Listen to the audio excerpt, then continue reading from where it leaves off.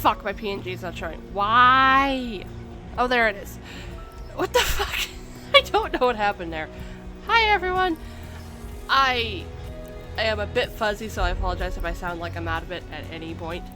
But I'm finally getting to the Arknights collab. I have also technically already logged in and done some polls, and you'll see how bad my luck has been. But I have not done anything more than one note of the story, and that was mostly because I needed, like, a little bit more lunacy for something. Thank you.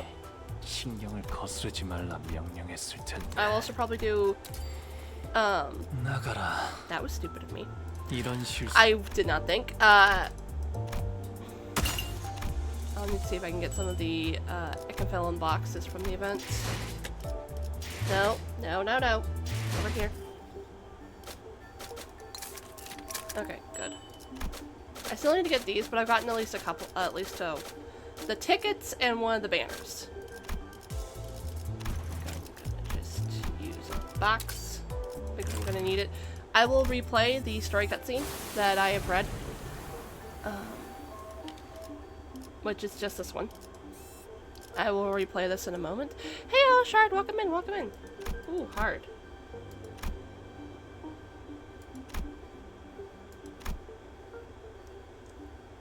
Interesting. Don't mind me. Okay. First things first, we're gonna go over here and use the ticket because I am not gonna get enough to do a 10 poll ticket, so I'm just gonna use the ticket anyway.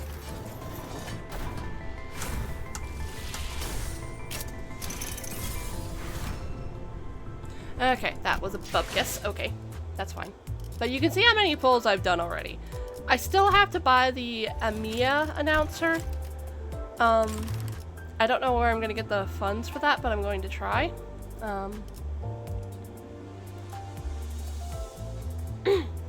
But she's basically me clicking on the wrong fucking thing. I am stupid. Okay, window. Basically, I would need to get like this bundle and this bundle, which would total about $16 if I wanted to try and get the Amiya announcer that way. I could also just get the 24 pack. That'll give me a little bit extra. But I don't know. But I want to get her before the collab ends. Also, before anyone asks on who I have, I managed to somehow get Gregor even though I don't use him. So there's that.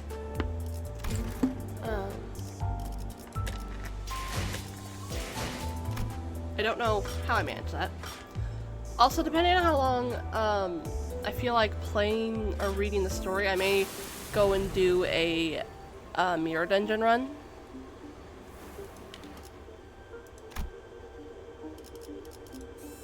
But first things first, we're gonna replay through the story because I did want to read this on stream. Pre-battle. And I can do the fight as again as well. This is gonna have so much reading, so my fucking voice is gonna give out at some point. I was exploring the Lobotomy Corporation branch when my consciousness sinks into the depths.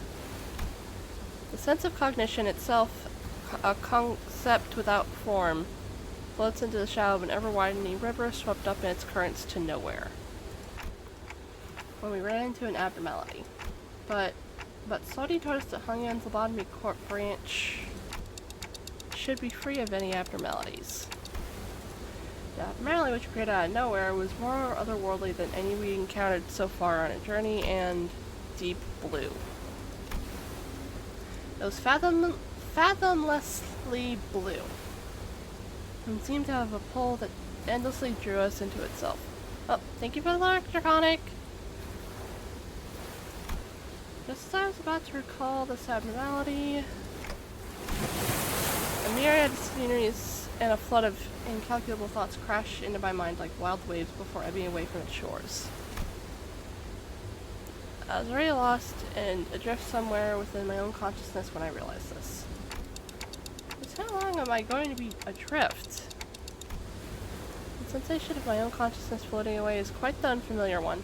I float about in that strange state for a while.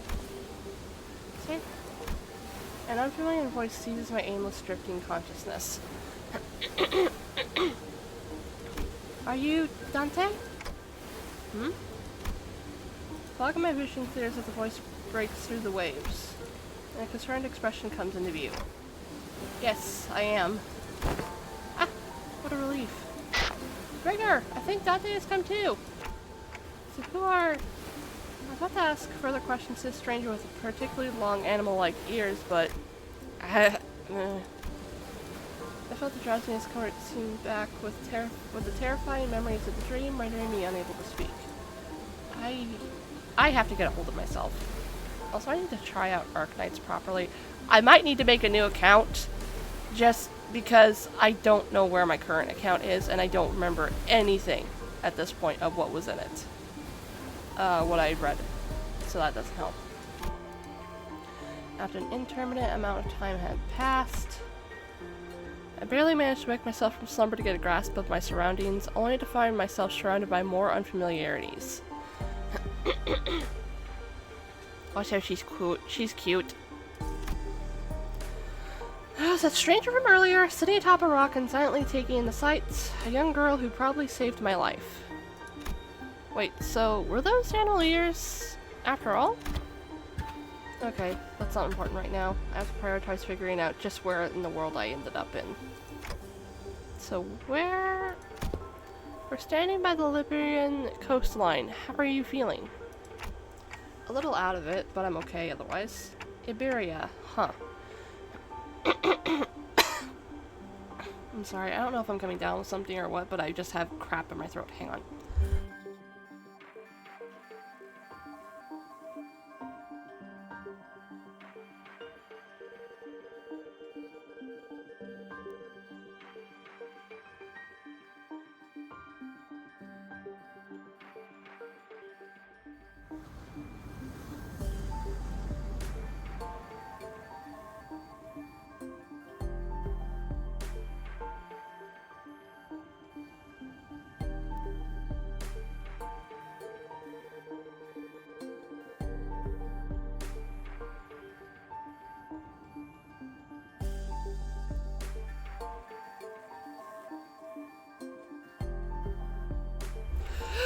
Okay, I'm back. Yes, we're in Iberia. I am probably mispronouncing these because I've never heard these said before. I apologize. Well, given that we're next to an ocean, maybe I drifted all the way to U-Corp's Great Lake. Iberia was an unfamiliar name, but was all I had to go on, given that the city was still full of more unknowns than knowns to me. Also, I should note, I do like Arknights. At the very least, I really like Shu. She was who I actually hoped Honglu was getting an ego with, but apparently not. Oh well. And I want to try and get her at some point. I don't know when I'm going to be able to play Arknights consistently enough to try to get her, because I'll have to spark her, because she's not getting another raid up, ever. So that's fine. From what I understand, at least. But, anyway, I need to focus. My brain's just kind of... bleh. I radioed your colleagues when you briefly woke up earlier. They'll be here any minute. I see.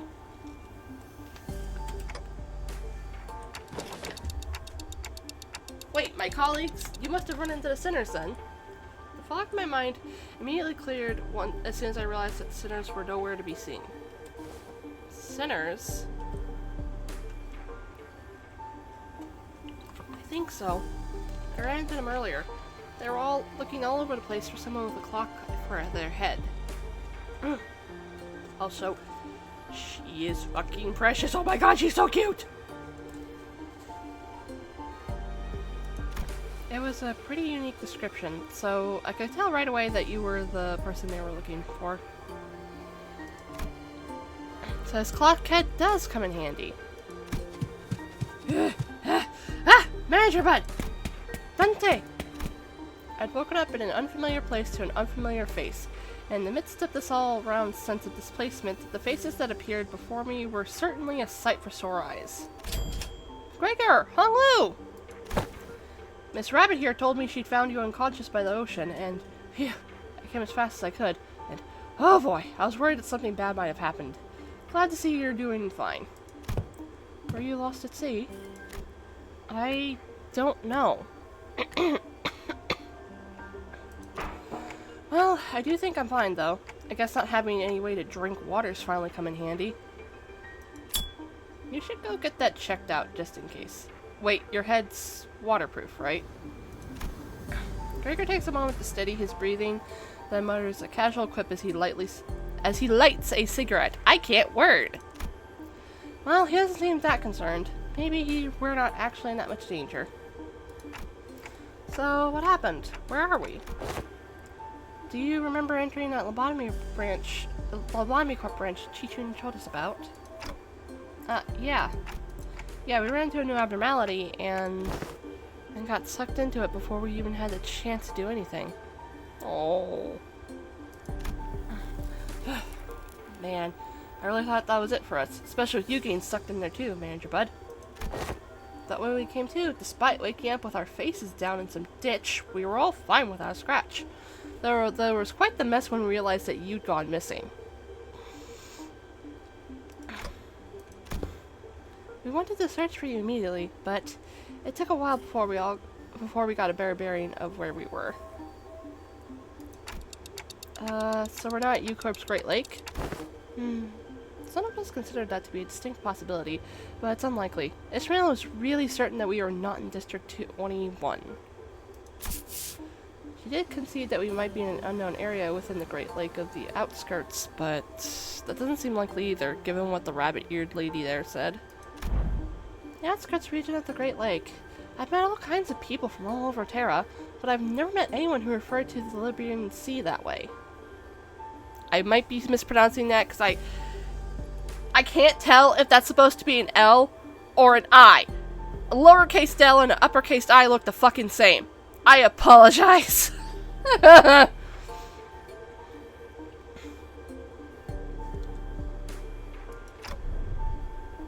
Iberian? Terra. Iberia. I don't know. I don't fucking know. You know what? No, I'm fine. As I found myself puzzled by these unfamiliar terms, a very obvious question suddenly struck me. So speaking of which, who are you? Huh? Really? You fellas haven't introduced yourselves to each other yet? It's just that it's all just a lot to take in. It's understandable. You did just wake up from a pretty harrowing experience. She is, actually, would you like to do the honors yourself? I'm Amia, the leader of Rhode Island. Please, just call me Amia. Amia, blah. I'm probably mispronouncing that. Aye. I'm Dante, manager at Olympus Company. I know I'm late, but thanks for saving my bacon. It seems that this Rodeo Island is a pretty big corporation, but... Gregor trails off ominously and scratches his head before continuing with some mild trepidation. This young lady with the rabbit ears doesn't know what the head is at all. As far as I know, there aren't any organizations in Terra with the same characteristics as the one Mr. Gregor explained. At least, not with a name like The Head. Also, sorry, it's Rhodes Island, not Rodeo. Sorry, Gregor's kind of bad with names. So, what you're saying is that we're not in the city anymore. It'd be weird for any higher-ups at these huge corporations to know less about the Head than we do, let alone be completely clueless about it. Well, maybe we've tumbled into a previously undiscovered zone of the outskirts of the ruins. Probably. Or maybe we really found ourselves in a completely different world. If the conjecture is correct, we're in way bigger trouble than I thought. This wasn't like the time we accidentally stranded ourselves in the outskirts via... Outskirts! That's a word! In the outskirts via a door in the corridor. Amia stared at me with some concern as though she felt my distress. I think I can draw a connection to something else that's happening here. Really? Yes. Recently, anomalous signs and events have been occurring in Iberia. Bleh. Iberia. I'm just gonna say Iberia, just to be safe. ever since a mysterious dimensional door appeared at sea. Ooh, nice! Oh, those sound cute. I want those, but I would be afraid of ripping them by accident, or my cat's getting a hold of them.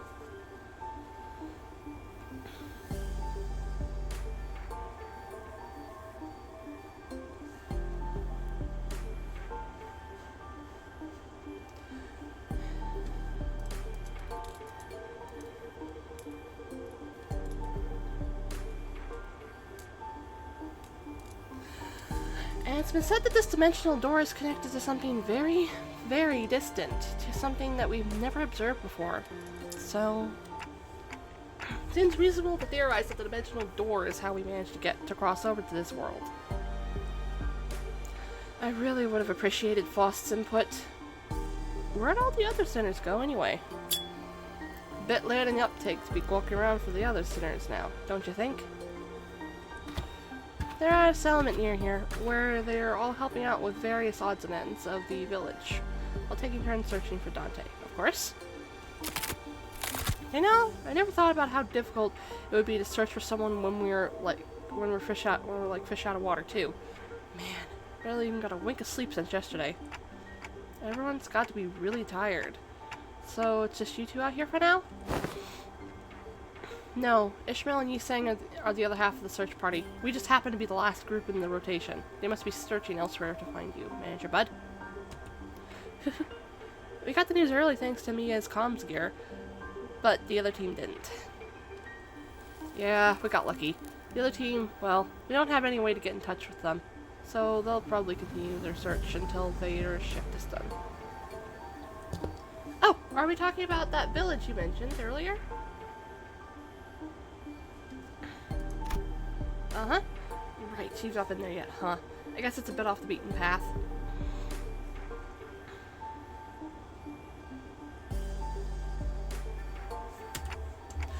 Well, we're gonna have to rendezvous with the other sinners anyway, so let's head to the village for now. Something just seemed to pique Amiya's interest as she fell into a contemplative silence before carefully speaking up. I'd like to accompany you there. Sure, I don't see why not. You helped us find Manager Bud, and more importantly, you seem to know a lot more about this place than we do. I don't actually know Iberia that well either, but I should be able to be of some help. They've closed their borders and have practically locked out any foreign influences from affecting them, but I did get a briefing before the mission. Closed borders, eh?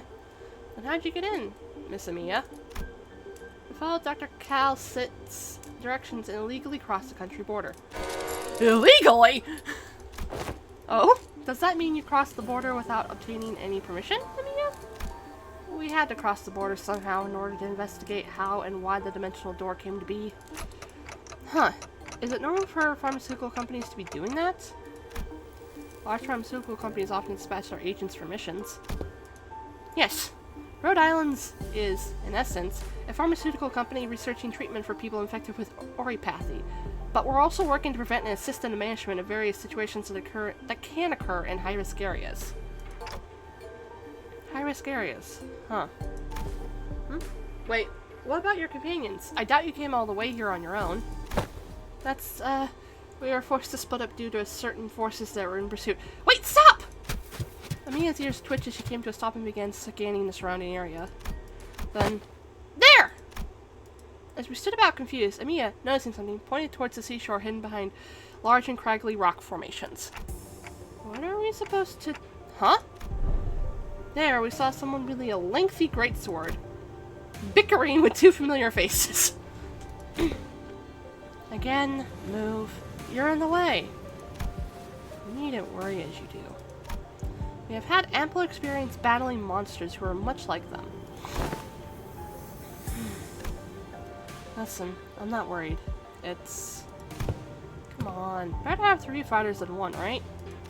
Besides, you're the first person we ran into out here, so we've got a lot of questions to ask. Yiseng! Ishmael! Dante! You were unharmed. And here I was getting ready for a 3 days long search. What a relief. We were all really worried that we might never be able to find you. We managed to find him thanks to help from Miss Amiya here. Amiya? Are you two acquainted? Not a good time for a reunion. It can wait until after we take out the sea monsters. You know what? I will actually redo the fight as well. I will take any of the event currency I can get, especially because I want to get everything in the shop. So, Scotty, are those organisms the seaborn Dr. Calcit mentioned? They're sea terrors, to be specific, the less sophisticated ones among them. I could be completely fucking up her voice, and I apologize. I've not played Arknights extensively, and I don't think I've ever gotten any copy of, like, Scotty. So. And they're probably here for me. Sea terrors? I hear the sticky noise of something viscous slithering against the rocks. When I turned to face the origin of the unsettling noise, I smelled the heavy, wet scent of brine. At the end of my gaze awaits strange monsters, unlike distortions, unlike abnormalities, unlike anything I've ever seen. It's as though the sea itself is encroaching on the island. I was almost certain we weren't at the Great Lake, but I'm not so sure anymore. Her experience with the thick scent of brine at the Great Lake must have put her in a wary mood, as Ishmael seemed to be a lot more apprehensive about these monsters than anyone else. Do you think those creatures could be whales or mermaids? I don't know. The Great Lake and the outskirts are full of unexplored mysteries, after all. Dante, what do your senses say? It's unclear. I'd say the closest comparison I could make is with the whales, but even that's not conclusive. Huh. More enemies on the horizon! We should prepare for battle! Doesn't seem like we can talk things out with them, though. So, let's take them out! Again, I'm going to do the fight again.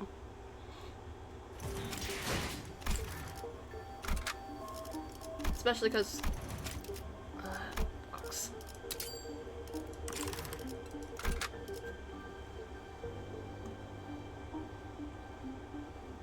Yeah, this works.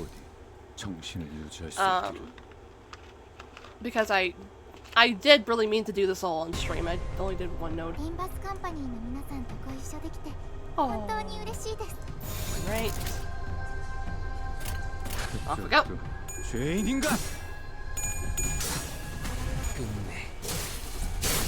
I gotta check the audio. Fuck, the game is loud.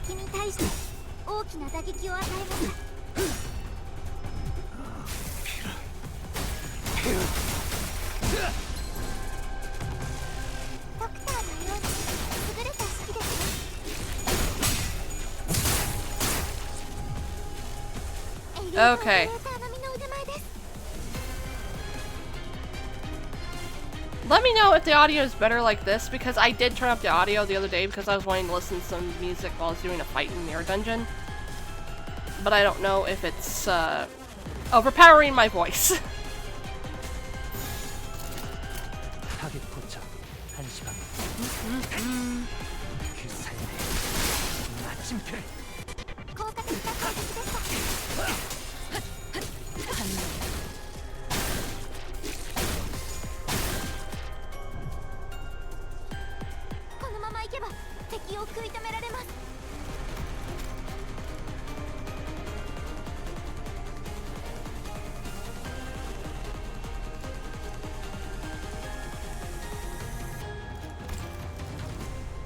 Okay.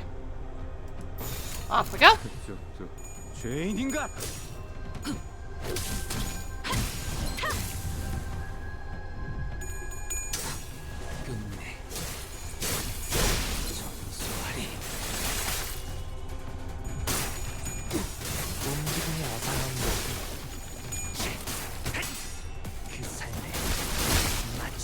Bonk. Bonky bonkies.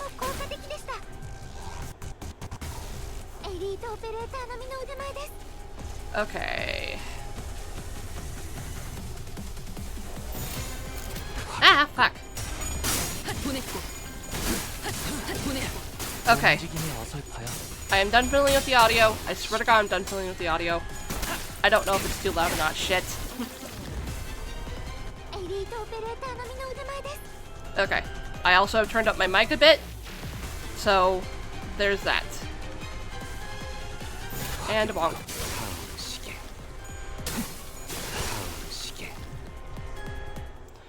Mission accomplished. You know what, I'm gonna... I don't...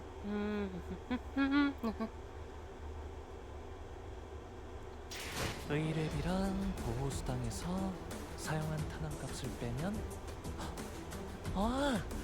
오늘은 제사비로 손해를 메울 필요가 없네요.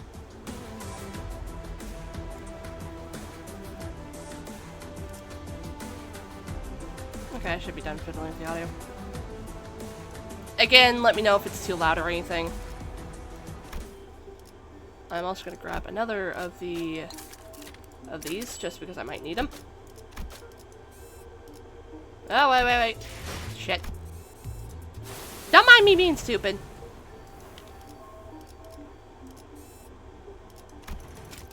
The unknown sea. Okay, off we go. Alright, I have this. Gotta do it.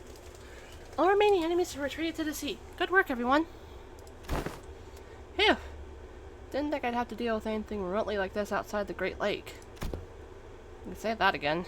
It would have taken us the whole day if that Scotty character didn't occupy the other half while Miss Rabbit helped from a distance. As we were catching our breaths after the battle, I hear a brief hum. When I turned to look at its source, I saw Scotty glaring at me with palpable alarm. Strange people who transform. And a head of clock. I guess they're both technically true. Well, it's nothing more than a theory at this point. I think they have a lot to do with the dimensional door we were supposed to be investigating. Nice to meet you, I guess? I only hear a ticking clock. Ooh, that's because only us sinners can hear Dante's voice. Huh? What's up? No. I'm just wondering how Miss Amiya here can seemingly understand Dante. Yeah. What's going on here? Huh? It completely flew over my head that I didn't even question how weird this is. No, she needs more. She's a wabbit. She deserves big ears.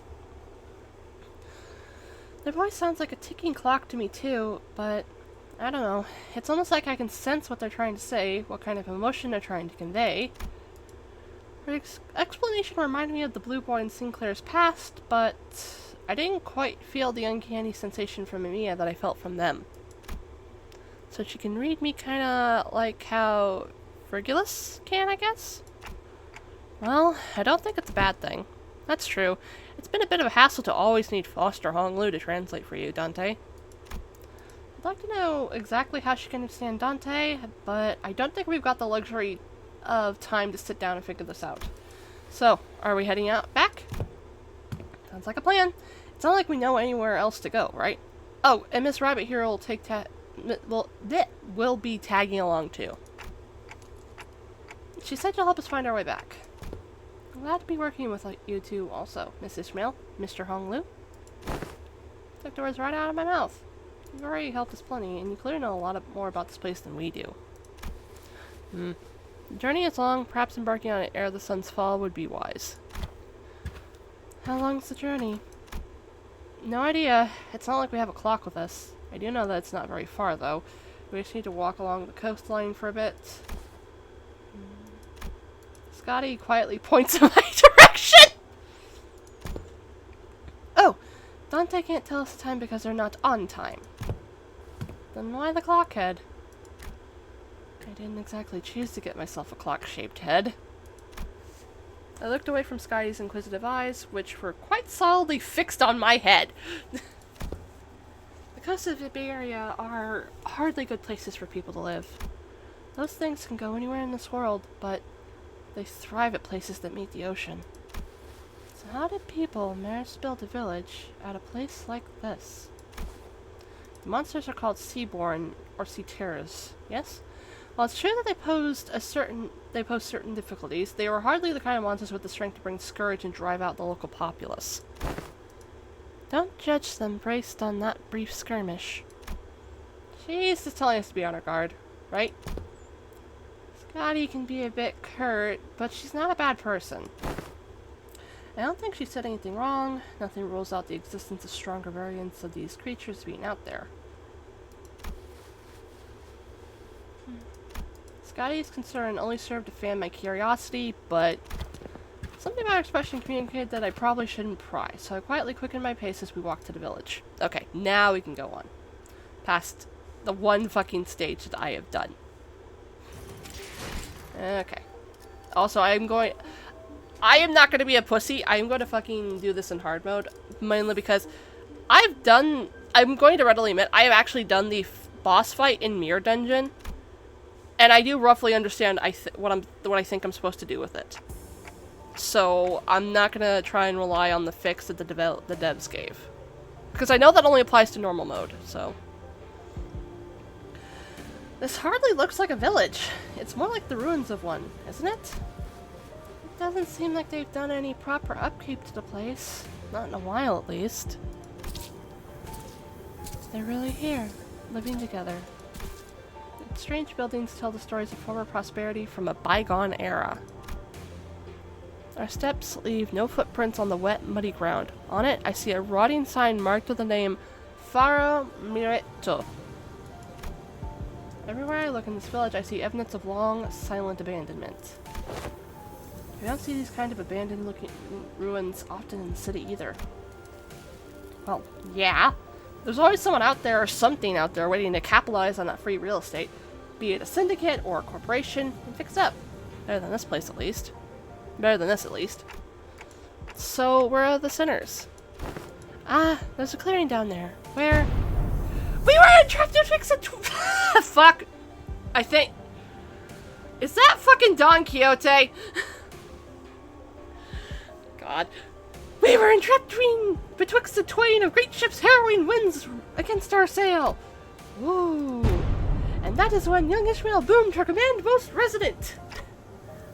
Say no more. I didn't even have to try and search for them. The unmistakably sonorous and familiar voice echoing triumphantly between the empty buildings. That's Don Quixote's voice! When she's sharing her adventurous tales. I fucking knew it. God.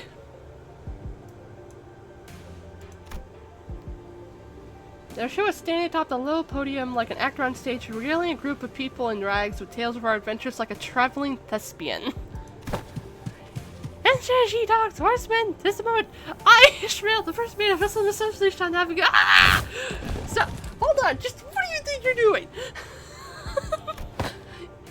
I'm Ishmael! I time I must process for an album with the most fantastic tale of adventures of the Great Queen.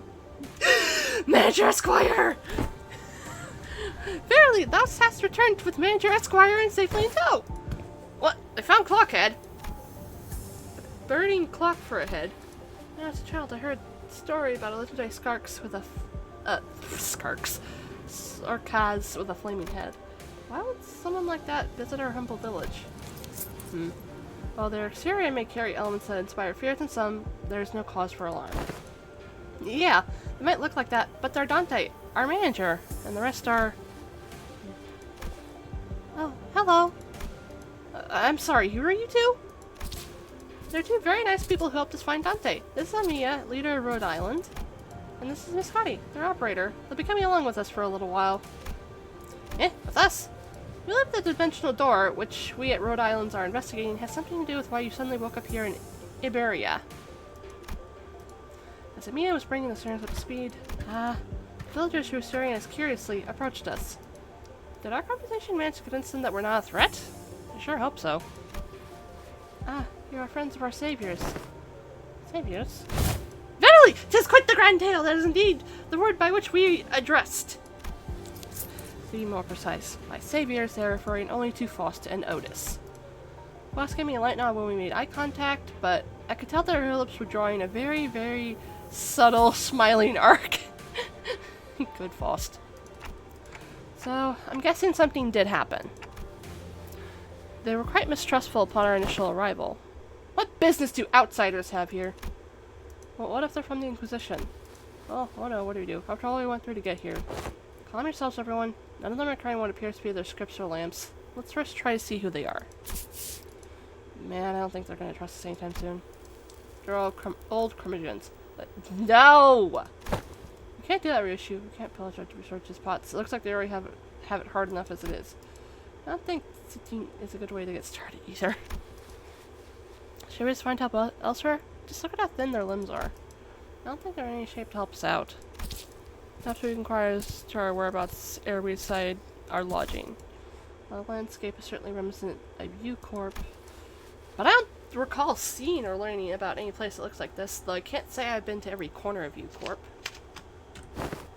Ask again, what business do outsiders have here?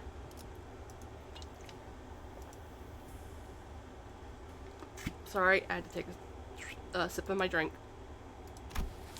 The fingers are tightening around the grips of their weapons. Prolonged silence most likely turns into a hostile encounter. We can't have that. Hi, we're from Limbs Company. We're Fixers of Justice! Yeah, Fixers of— Oi! Don't you know when to keep it down? Whoops, I accidentally clicked. That over there. It's, Fixers. It's a ship blueprint, isn't it? Are you looking to repair a vessel by any chance? All these construction materials seem to suggest so. Chief! This does not concern you. It's not something a mere outsider can understand. Curious. I've never seen an energy source like this before. Have you run the test to rule out any stability issues? It seems powered the heat exchange via some method comparable to the utilization of fusion energy. Have you any thoughts on this, Miss Faust? The general design structure is somewhat old-fashioned, but there certainly are inspired parts to this design, particularly with the usage of the core energy source. While stability would need to be further studied, this technology seems to be incredibly energy efficient. You identified all that merely by glancing at this blueprint? You must be the village chief, then. If so, I have a proposition for you. In return for assisting in their ship repair, we are promised a ride on their vessel. Miss Foss has theorized that perhaps by going out at sea, we may be able to find a way to return to whence we came. Does that mean we can find a way back somewhere out there in the sea? Nothing is certain yet, Dante. At this moment, we are working based on a hunch. Hunch. Sensing the implicit omen in her choice of words, I slowly turned around to look at Faust, who nodded solemnly in response. If we really are in a different world, even her gestalt— I can't pronounce that! Oh my god! Has to be— no issues were encountered in the repair process. Faust smiles faintly. She looks around and pulls me in by my hems. She whispered in a low voice. The connection system is currently operating at suboptimal level, Dante. So it's still connected at least? Indeed, it is. However, even exchanges of simple information are taking up to dozens of hours by current calculation. This is a warp train situation? Because we're in another dimension? The cost should be identical. We have been connected to an identified, unpredictable dimension. However, Faust is aware that the pathway to our original dimension is yet to close this time, unlike the situation back aboard the warp train. So to get back to where we came from, indeed, traveling through the pathway is the most feasible solution. And from that, you came up with a whole plan to repair the ship and sail out to sea? Yes, well, I'm also a genius after all. Me, I conjecture that we probably came to a dimensional door of sorts. Looks like that dimensional door might be what Faust is looking for. With high likelihood, yes. At least there's a way back. I find myself calming down a little. Oh, speaking of which, when do you think you can wrap up the repair job? As fortune should have it, a majority of the most time-consuming parts of the repair have already been completed by the locals. It shouldn't take us more than a day or two to get its core parts ship shape again, Executive Manager. We'll be staying here a few more days then. How did you manage last night? Well, like I said earlier, we've been keeping ourselves busy looking for you this whole time. We took turns helping with the repairs and resting, but I doubt any of us got a proper night's rest. Still, we weren't cold thanks to the villagers who kept the fire going for us all night. Not to mention, they helped us a ton with that local map they drew us. Oh, also, Chief handed us this earlier. What's it for? Ah, looks like a sack to click for. Give it here. I know how to get that installed. Must be repay Miss Foss and Miss O's efforts for repairing the ship. Yet the service they provide us is certainly quite generous, even when taking the transactional nature into account. They're really giving us the best treatment they can, huh?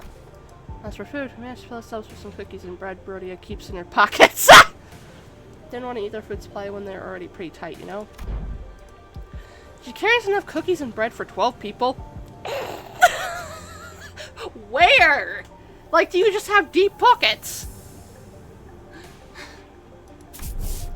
I'd offer us some nauseous dried fish things, but we refused. Ain't about taking food from the needy.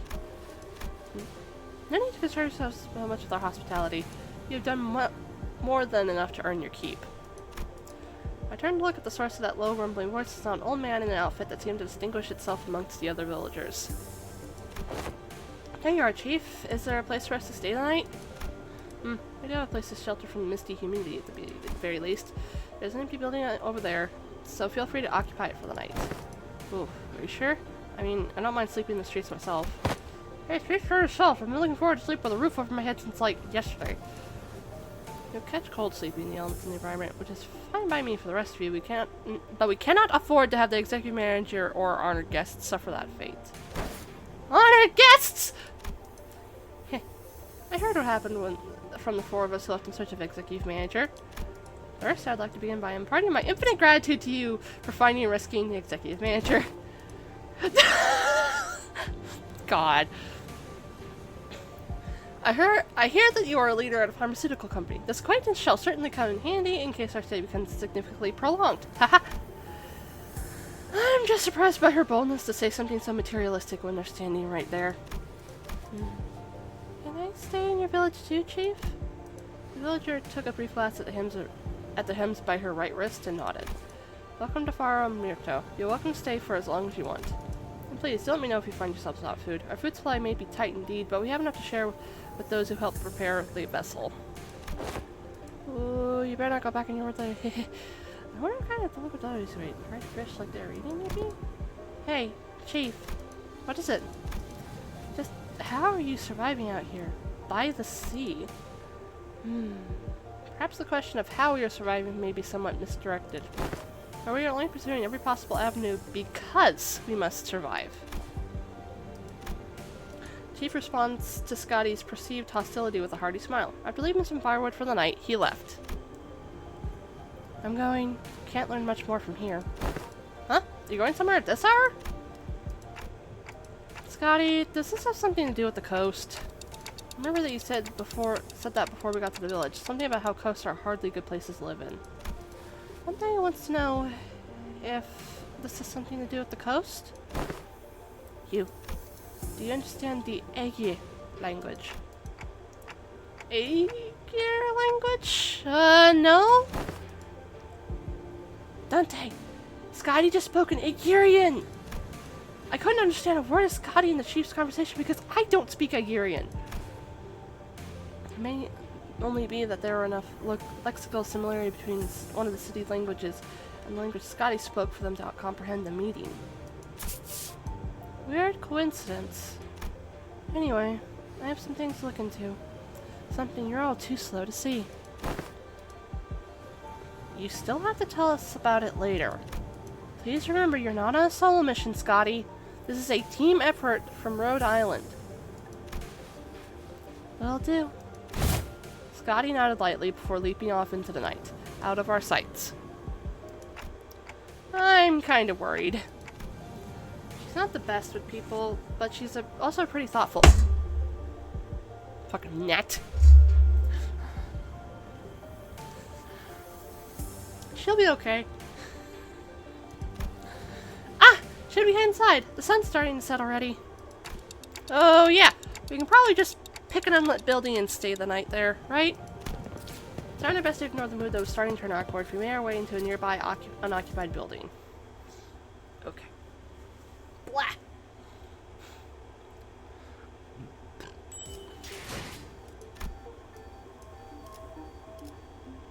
Warning!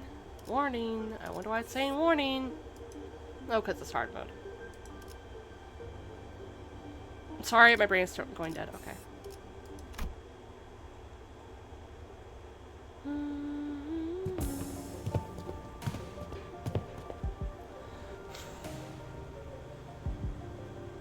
Okay, give me a second.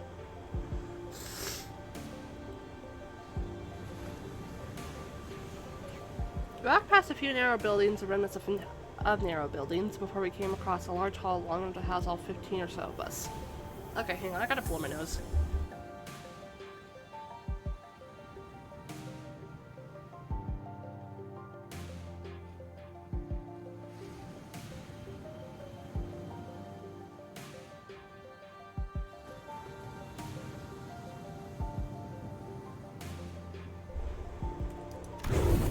Okay, now we're ready.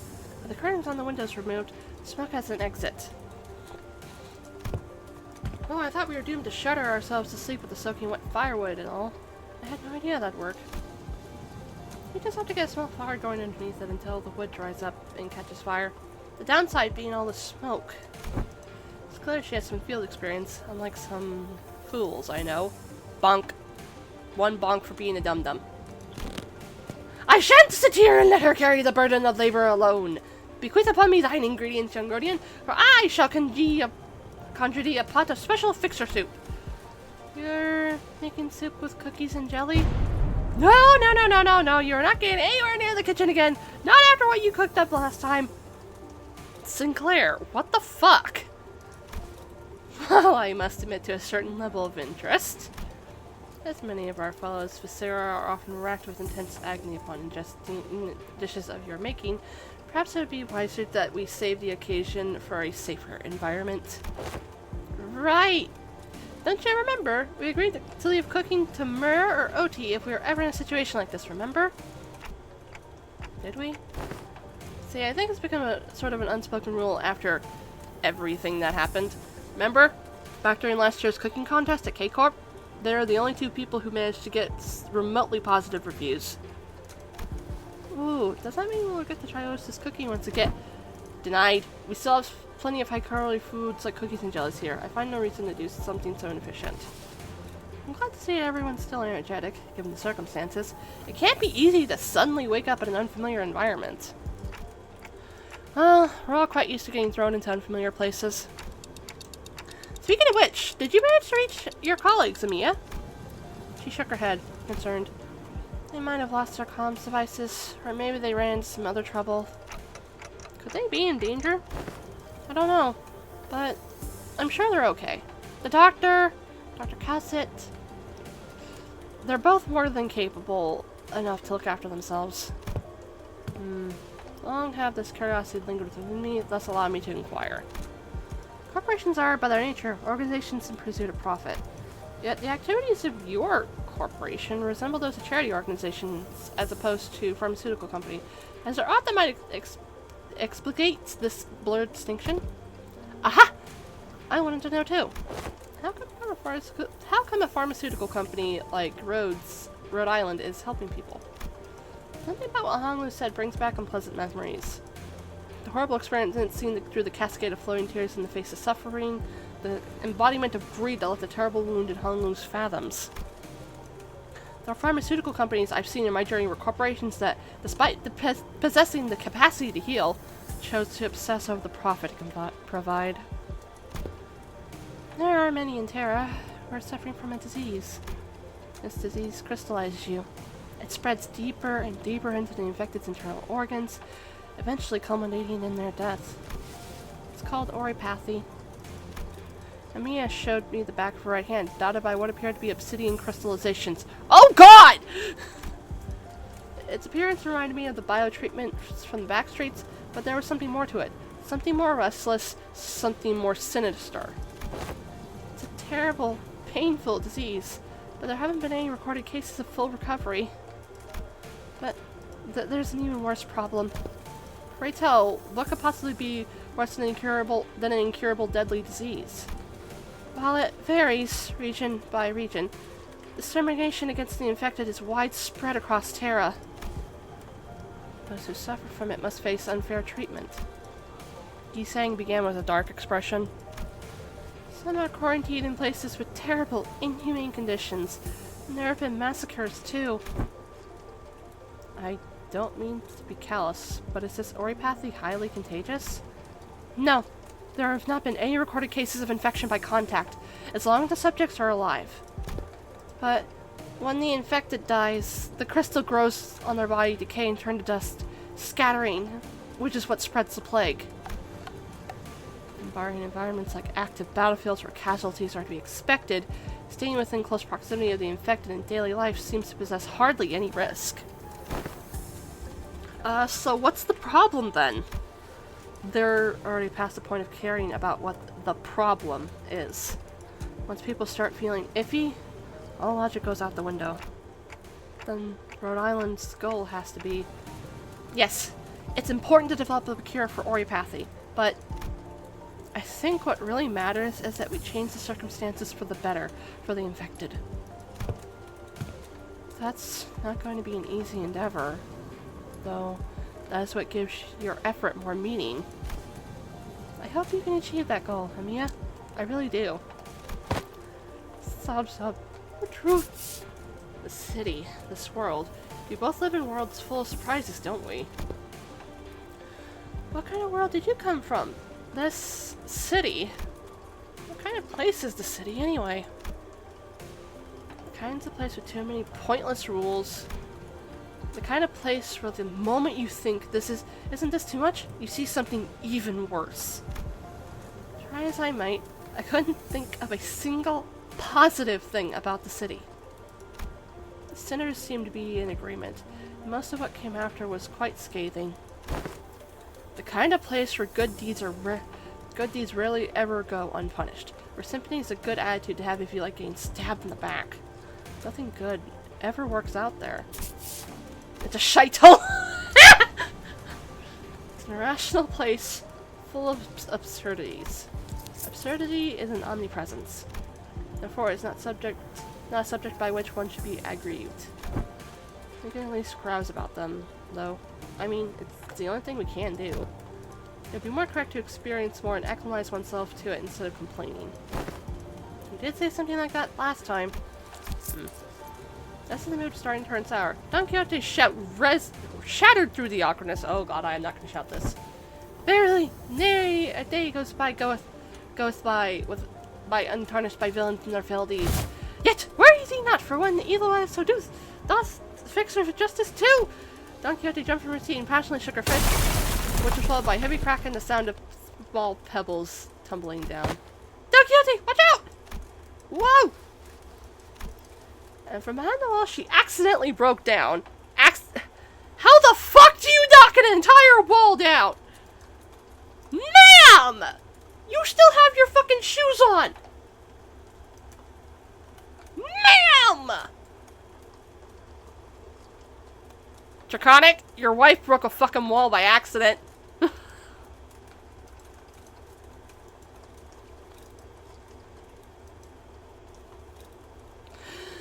Okay, I'm gonna take a sip of my drink right quick.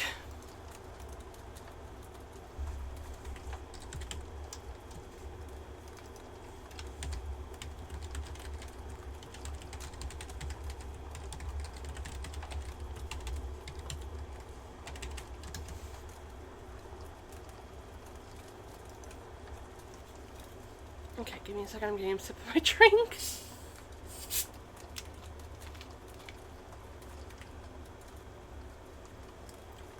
And from behind the wall, she accidentally broke down, and an unfamiliar vestige of a villager appeared and stared back at Don Quixote. It appeared that she was eating something out of a can while reading a book. How farest thou? Farest thy foot? You gotta apologize first! Last seemed a tad too hyper today. Nay, apologies, for I hardly expect the wall to crumble with such ease. Art thou unhurt? Any injuries? Two? Pray not to what? Forget the apology. I just want to know what happens next. The fixers of justice rose up to do what? Whoa! Whoa! Has this come to me to hear the tales of fixers? I don't know about coming to us, given how Miss Don Quixote was the one who punched the wall down. Ahem. Lasted too late an hour. I don't mind waiting till morning if you want to sleep. Nay! Not at all. 'Tis quite an early hour for tales. In fact, prithee, seat thyself here! Fucking hell. You ungovernable fool! Calm down. You don't know who she is. Don't you forget to share those fixer tales over there in the corner not to disturb her sleep. That makes the request most untenable. These tales serve to be announced to the world with great gusto from the center. Yeah, that's the best way to hear those kind of stories, but we should probably introduce ourselves to each other first. Name's Mayor. How should I put this? Ah! Did you meet the village chief earlier during the day? He's my gramps. Oh, that nice guy? So he had a granddaughter. Yet I have not seen you once, Miss Mayor, under the sun. Oh my, you're right. I thought the village was completely dry to very young blood.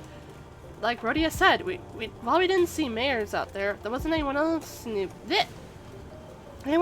village we could comfortably call young. You're telling me. Gramps was worrying over nothing and told me to stay put inside. Going on and on about the dangers that the outsiders pose and everything. It seems they don't give full faith to their saviors. There are things you cannot share even with whom you trust with your life, though I would like to know why. My, so there are a bunch of other kids who are stuck indoors in this village?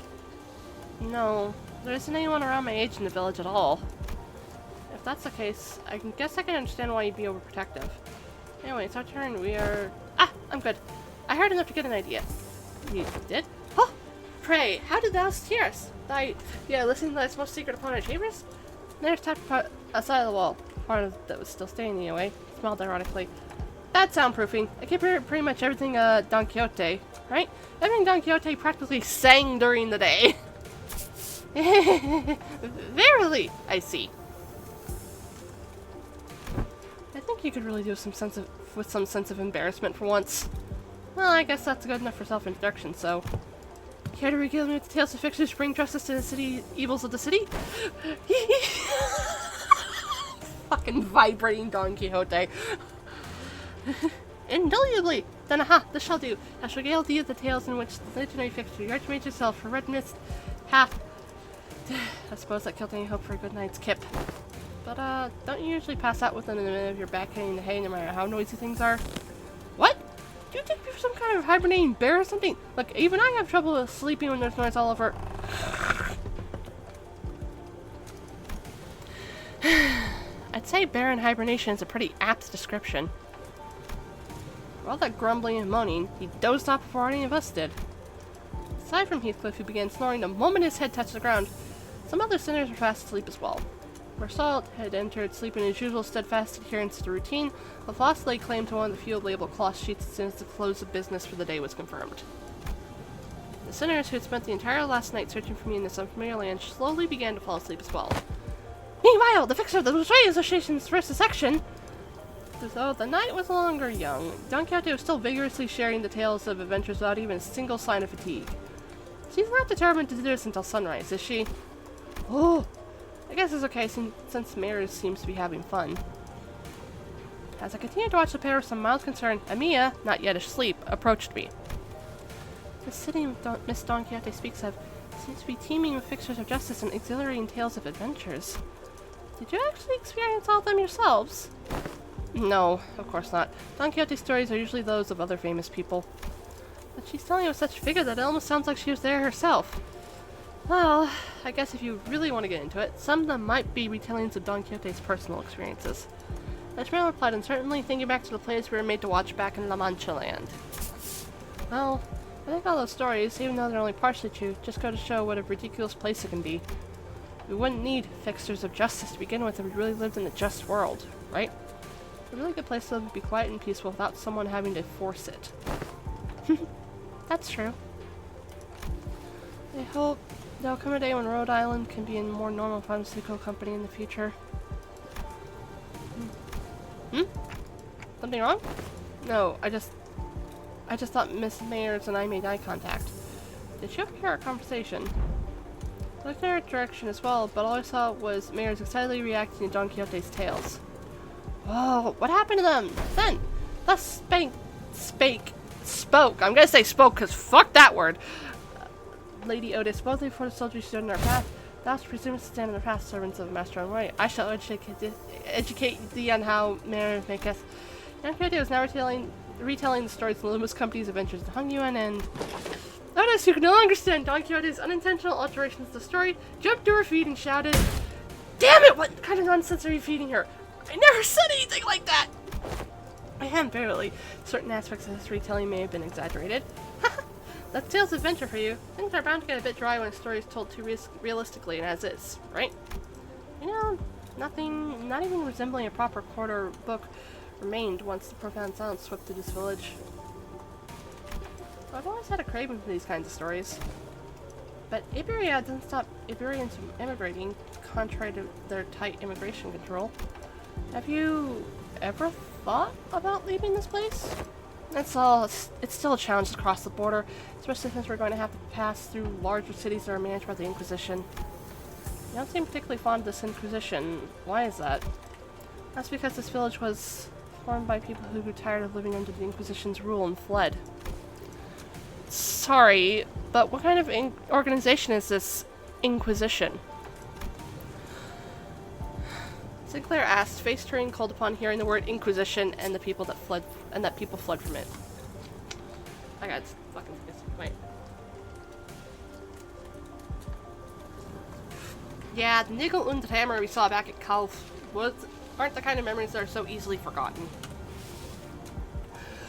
According to Dr. Calcit, excuse me, oh my word. The Inquisition is what filled the power vacuum once Iberia fell into chaos. That its inquisitors are the rapier and lamp-wielding protectors of Iberia's cities from lawlessness. That alone kind of makes them sound like good people, though. Yeah, they are, but there's the Church of the Deep.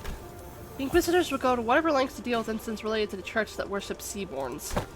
See! An organization that worships those monsters? It seems that cultist fanaticism is plague wherever we go. I feel like people with all kinds of wrong faces and beliefs are so common. See, the Seaborns are the ones that messed Iberia up. So following their logic, apparently it's okay for them to arrest anyone who seems even remotely connected to them. Are you saying that Iberia is like this because of the Seaborns? Those things from earlier? I guess they're kind of troublesome to deal with, but they didn't seem that strong. Anyways, it's just what I heard from Gramps, but the Inquisition executed many innocent people too in their crusade against the Church of the Deep. For those who proclaim to be on the side of justice, they seem to be quite fond of committing such villainy.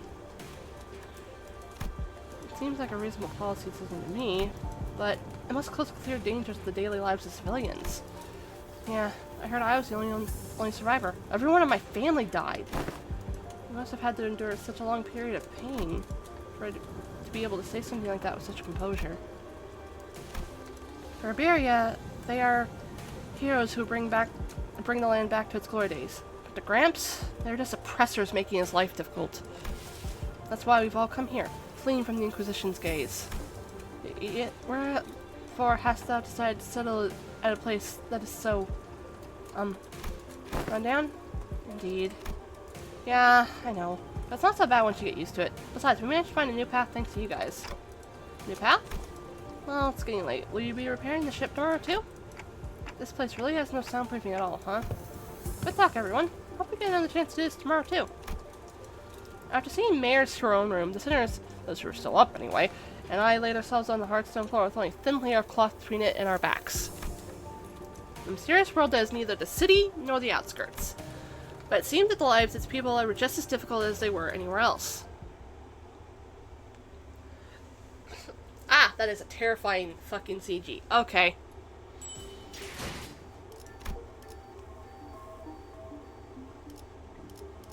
Oh, good. A fight, finally.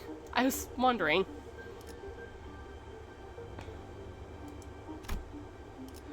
Player selection. Okay.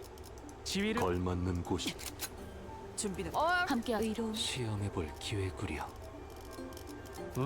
명령하실 때까지 원하신다. 책임자 해골 바가지랑 거미 대가리 Hang on. 들여 패러 간다. Let me make sure everyone has their egos equipped. Because I was having some issues remembering if I equipped certain egos.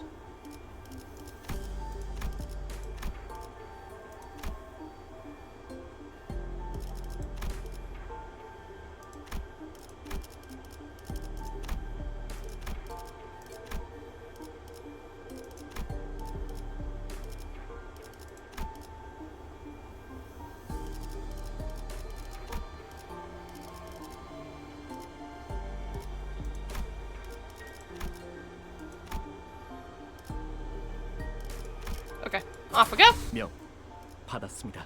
Aww.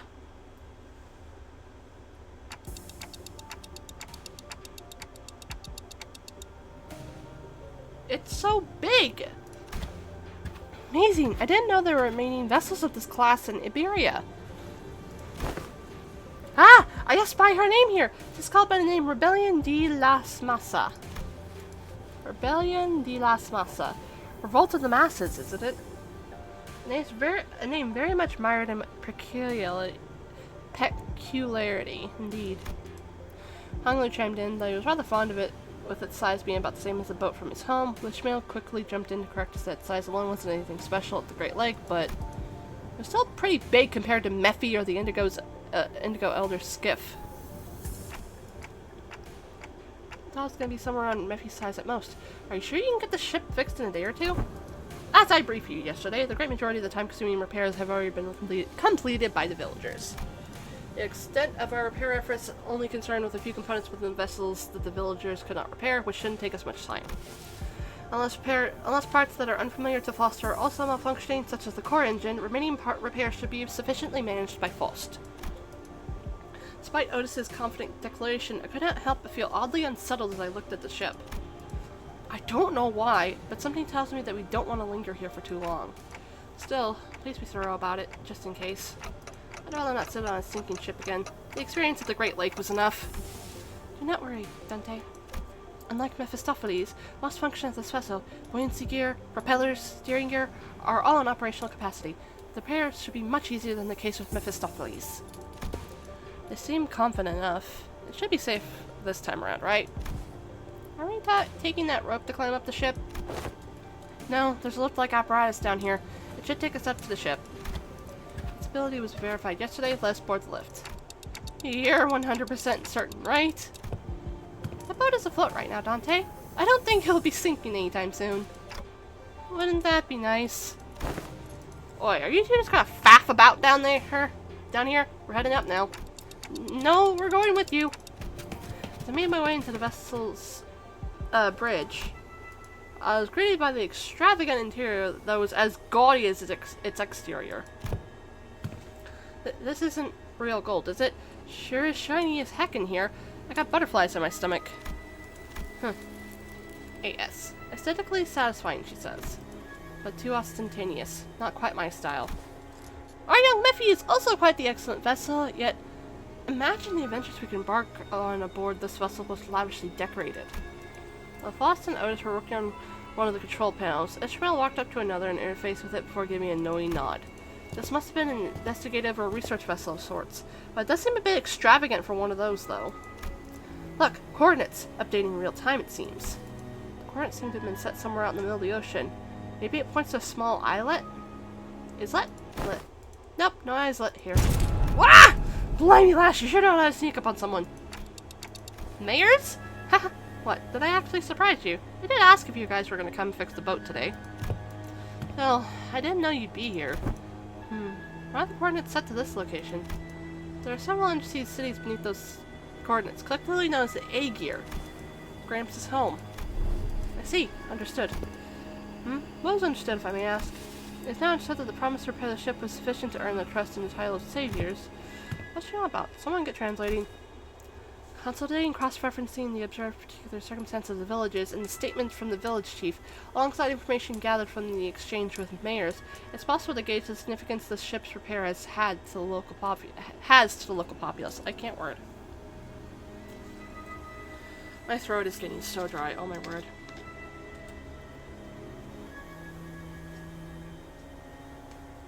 Of course, while this may constitute a sequence of logical connections that pose a certain challenge for Heathcliff to comprehend. Bunk. Bunk. Bunk, bunk. Bunk. He is not stupid. Employ any degree of effort to maintain and explain it more justly will constitute pursuit of efficiency. Lower the baton, I implore you. I shall explain it in full.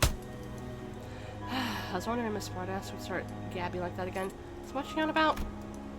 Heathcliff's shoulders were relaxed. It didn't seem like he was actually going to swing the bat. He placed it lightly over his shoulder with a sigh. Brief observation of the village seems to suggest that the subsistence situation was quite dire. Much of the daily sustenance consisted of dried food, most of them made for long-term storage purposes. Concerning what Scotty said about how the coastal areas are full of danger, many of those dried seafoods aren't from around here either. Maybe it's food they packed when they first came to Faro Mitro? Some villagers were armed, yeah, and those sea terrors weren't exactly that formidable, but in the state the villagers in, I doubt they'd have an easy time repelling those monsters. Indeed, and that leaves us to the question of sustenance. Right, I guess what's going on here. Lass and my granddad are about to visit their hometown, and they're trying to get some food supplies from there to feed the villagers and convince them they're planning to use factor from the same neck of the woods, or sea, I guess. So we're not just preparing the ship, we're preparing a food supply chain plan too. Huh? What's wrong? It's well, the expression's rather crude. You could summarize the situation quite clear to the point and easily understood. Senator stared at him with surprise. And I did too. What's them annoying looks? Wait. Oh, you sods! You don't think I'm that dim-witted, do you? Oh, that's intuition. It's just that it's been a while since you've shown this side of yourself. Looking back, Heathcliff's intuition has always been excellent, and he'd often put together surprisingly accurate conclusions with impressive speed. You know, when you really think about it, it's kind of your fault for— Ah! I've been too soft on you lately, haven't I? Oi, get back here! Ahem. Now with those fools out of the conversation, was he correct? Let's looks away from the usual chaos and asks Mayors. Honestly, I'm surprised. He was on point. Yeah, food's been running low in the village. At this rate, we won't last another year. But eager, I'm sure they'll welcome us with open arms. I don't want to come off like I'm overly worried, but do you think they'll welcome the others too? Like Mayors or Chief, they're not Aegir. I believe they will. Iberia suspects and hates the Aegir for no other reason than we're from the sea, but our home cannot have fallen so low as to abandon a group of starving land dwellers. Prithee, might thou explain us who the Aegir are? I had initially thought to be a reference to a region, yet also seems to refer to an affiliation of sorts. Maybe they're something like nest dwellers, though I don't think I've heard of a nest that accepts backstreets people with open arms. Or maybe they used to be some rich folk? They call them nest tops Aegir here, then does that make the rabbit ear last Aegir too? Wait, in the world you came from, did they not distinguish between races? That is not entirely true. Delineation between races is a concept that does exist. Though I only saw them in the Fathoms, there are those terrifying things called the cuckoo spawns. However, as a general rule, it can be stated that humans should be the only intelligent life form in the city. People of Terra have slightly varying appearances depending on their race, like my cautus ears. And I've got pointed ears because I'm an Aegir, though it's not a characteristic every Aegir shares. Of course, the idea of what they're discussing appears to be, that character seems to be struggling to finish her sentence, where Salt stepped in to continue. My context clues in the— I have to take a drink, I am so sorry. Talking so much is making my throat dry out.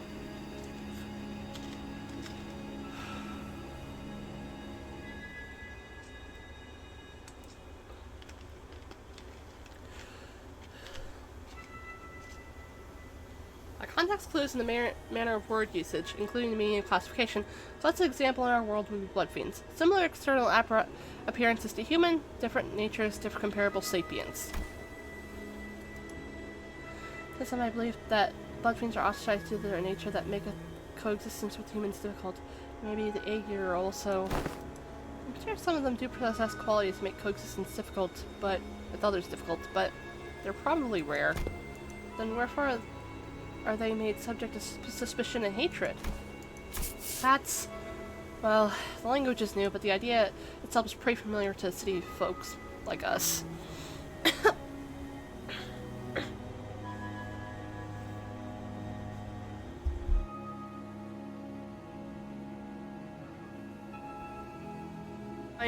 I am so sorry. I'm both fuzz-brained, admittedly, and also having troubles talking.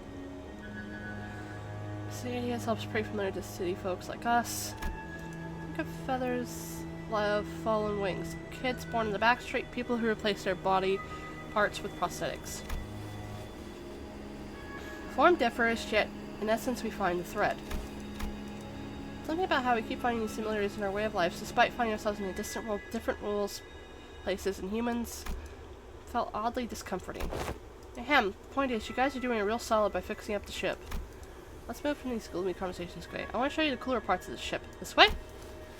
The ship tour may have to wait. The repairs are almost completed, but an issue has arisen. Issue? Wow, that's not reassuring at all! Huh. Multiple life forms stuck ahead. Assumed to be a sea terror horde. The ship's radar system seems to suggest the vessel is surrounded. They're the same monsters from yesterday. Executive Manager, please order us to prepare for battle. Damn it, are they the sea terrors you encountered? They look a bit different, but yeah, probably. There are a lot of them, but if our last experience tells us anything, we should be able to handle this. Amiya, please support us in battle like you did yesterday. Canst thou fight? Young mares? I feel like I'm just gonna get in your way. Then, guys, find a place to keep Mir as far as possible from the battle. Then let's hurry down there. We don't want them damaging the ship any further. Okay, I can finally rest my voice. I am not used to talking at length like this, so... 비록 함께 전장에 나서는 건 아니지만 Okay, this is a... 저희를 이끌어주는 건 단테님만 할 수 있는 일이에요. This is fine. 순식간에 끝내죠. 원하시는 길로 저희를 잘 이끌어 주시겠죠? 마침표를. 다들 첫 여정을 시작했을 때보다 정말 강해지셨네요. 매일 보아왔는데도 감회가 새로워요. Excuse me.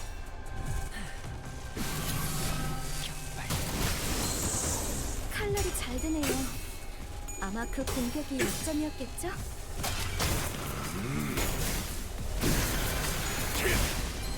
전격발.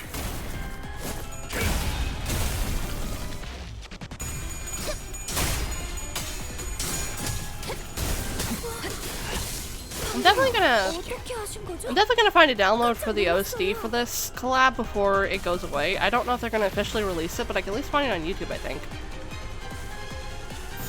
화격검. 꿰뚫은 줄도 아, 모를걸? 여기서 이런 공격이 잡혔군요. 예상한 것보다 움직임이 좋군. 아까 했던 공격 덕에 한결 This is not that very many. This is not that many enemies to deal with. I don't see what people are bitching about. 순식간에 끝내죠.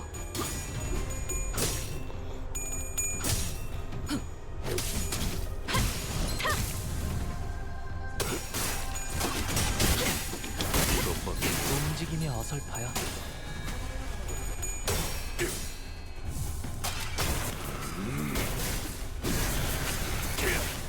전격발. Sir, your coin flips, you failed most of them.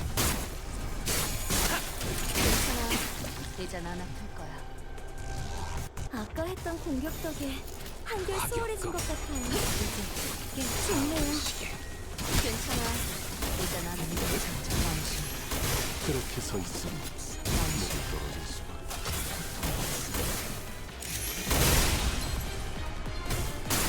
다음 목표로 총알값 아까울 놈은 아까 했던 공격 덕에 한결 수월해진 것 같아요. 좋네요. 바다 Okay. 버튼.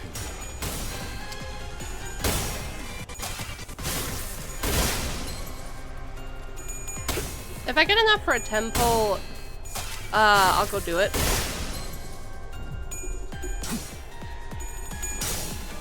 끝내. 전수하리. 안심이라. 고통 없어. 격발. 안심. Good, Otis. 한 번에 이렇게나 마치 마탕 같네요. Admittedly, I might 나를 들뜨게 pause and 만드는 grind 많지 a little 않지. bit 이번엔 그 귀중한 경우의 수에 들어맞았군. to try and get Ishmael for 잘 more. 간다. 회수하지 않은 What's he? 탑이 팁이다.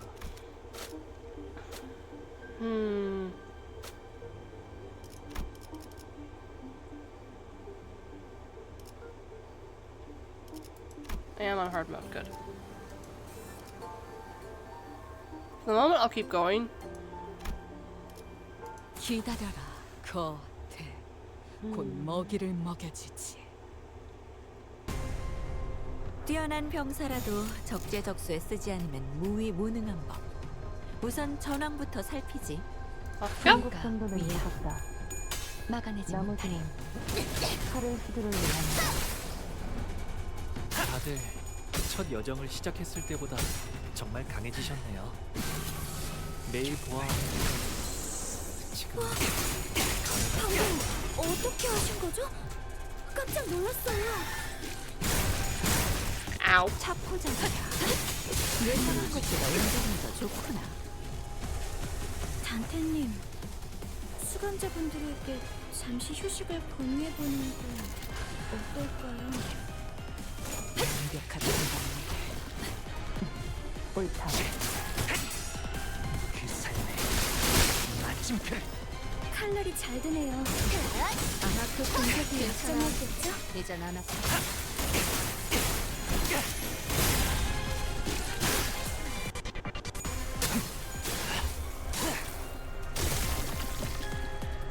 아까 했던 공격 덕에 한결 수월해진 것 같아요. 좋네요.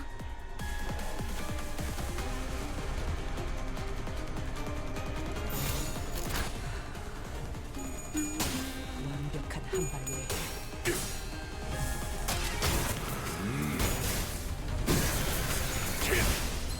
전탄격발.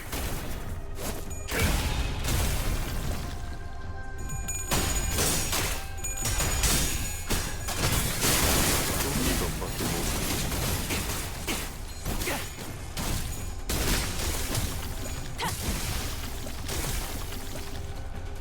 아까 했던 공격 덕에 한결 수월해진 것 같아요. 타겟 포착. 좋네요. 끝내. 전수하리. 아, 여기서 이런 공격이 잘 먹히는군요. 그 삶의 마침표. 단테님은 매번 기발한 발상을 떠올리시네요. 이것밖에 못하는 일발 장전.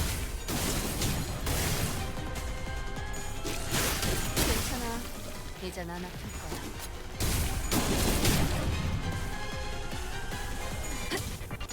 보냈고.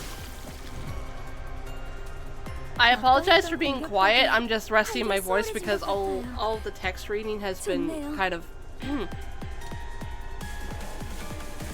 hard on my voice. 받아볼 텐가.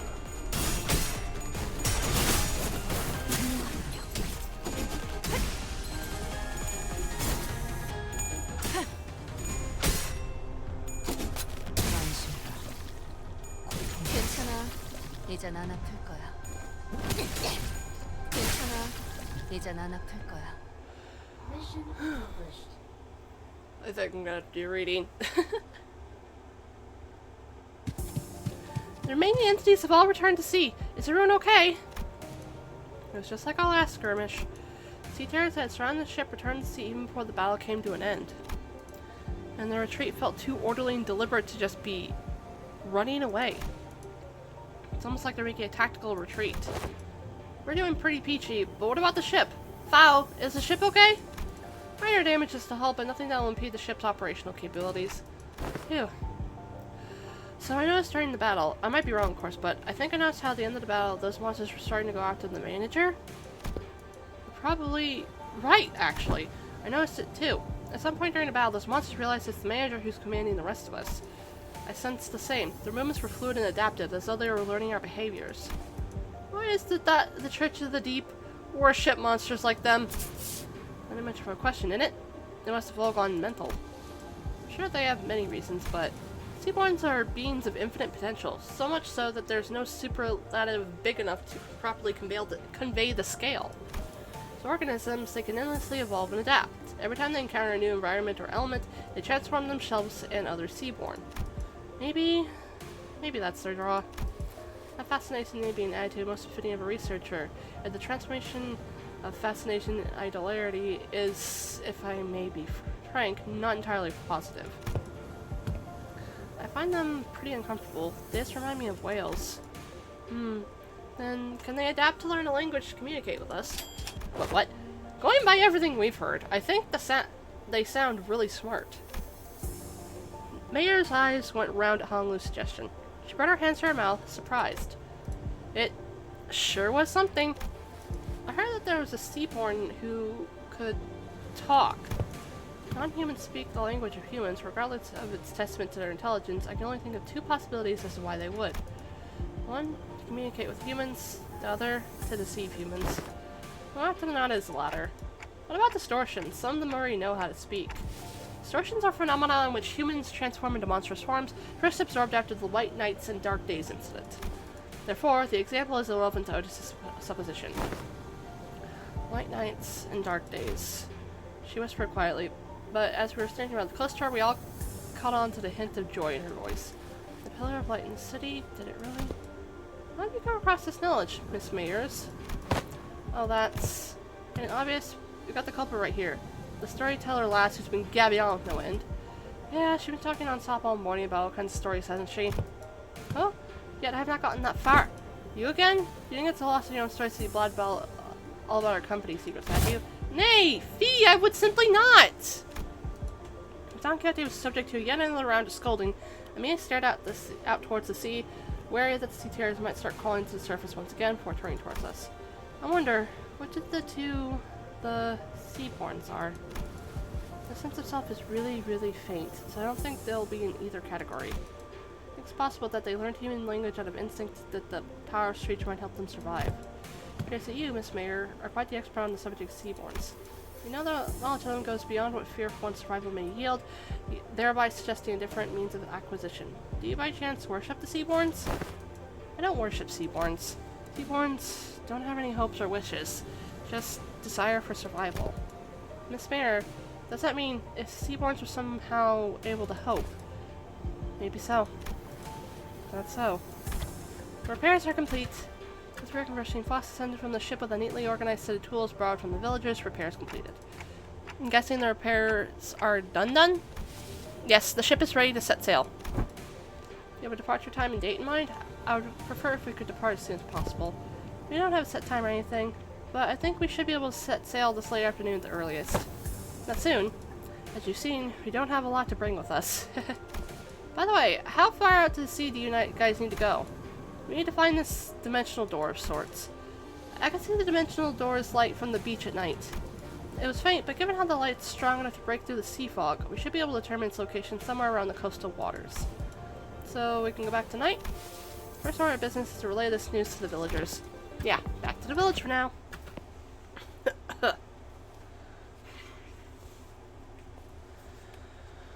의뢰비랑 보호수당에서 사용한 탄환값을 빼면 오늘은 제사비로 손해를 메울 필요가 없네요. Yep, he did the most damage, I'm not surprised.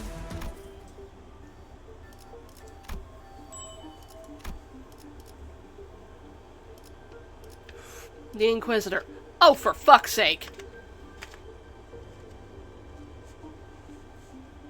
Okay, hang on. Okay.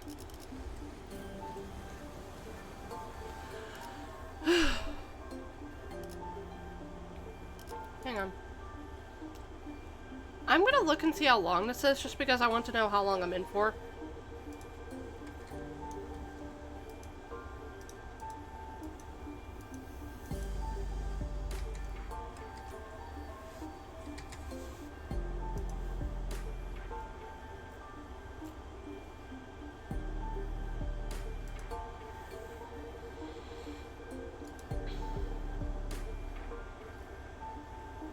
I am at 6. Okay, it goes up to 14. 14.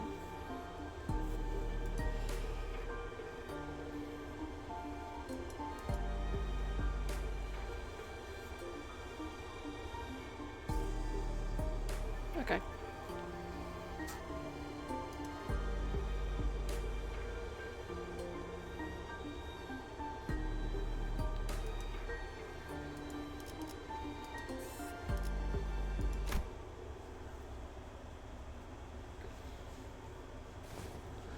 Something going on in the village. Yeah, I hear too. I'm hearing people shouting and hollering. When we returned to the village, ship repairs completed. We were welcomed by a rather hostile standoff. A quick count told me there were approximately 20 people assembled at the village square. Considering its population, that's pretty much the whole village. Who's that over there? Inquisitor! I think we've been found. Oh fuck. Oh no. The Inquisitor, dressed in a well-kept uniform, was about the same height as Don Quixote. So, in other words, she's short. The sword in the lamp hanging from her waist sits in stark contrast to the more run-down, ramshackle village. She almost looked like a fixer from the city. So the Inquisition has discovered our village. Did you really think you could forever stay out of the Inquisitor's gaze, citizen? That's a naive dream. Fabius disappeared from the Inquisitor mid-interrogation and charged suspicion of membership with the Church of the Deep. Last known location, Salt Flat. The other Inquisitors informed me that you have been identified next to pirates and its fringes. From a criminal to an outlaw, what a dramatic evolution of your career. But it ends here. But it ends here now. Every citizen here, including you, will be accompanying me to the Inquisition. They have never broken a single law, nor are they outlaws of any kind. They are not likely. They disregarded the Inquisition's authority, evaded the gaze of Iberia, and found the sodden coast to lurk in. Tell me I'm not supposed to find that suspicious. What are you talking about? You can't just start arresting people left and right with a tinge of suspicion like that. You shouldn't. You only wish to live a quiet life, ma'am. But so, you might find yourself returning to this village one day, as long as you're telling the truth. Which is not an option for you, Fabius. Was Chief really a pirate? Well, yeah, but as far as I know, he's been out of the game for a while. And even when he ran with the pirates, all he did was every day was share fin beast jerky to villages. Okay, Agirians between them. Even if you're telling the truth, Miles, I doubt the Inquisition will relent. Well, what now? I have but one question to ask. Inquisitor, is she following the proper legal procedures? I don't know much about the laws of Iberia, but Dr. Calcet told us that the words of Inquisitors are pretty much the law here. It's likely she's following the proper legal procedures. The procedures are precisely what the villagers have fled from, after all.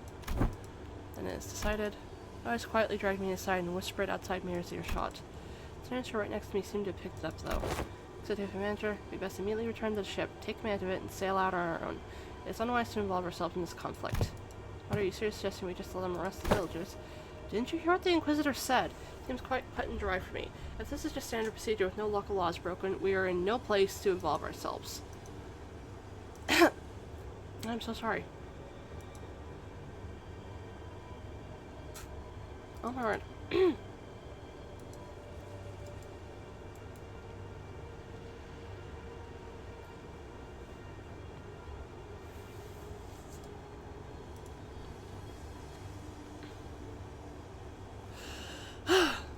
Seems quite cut and dry to me. If this is just standard procedure with no local laws broken, we are in no place to involve ourselves.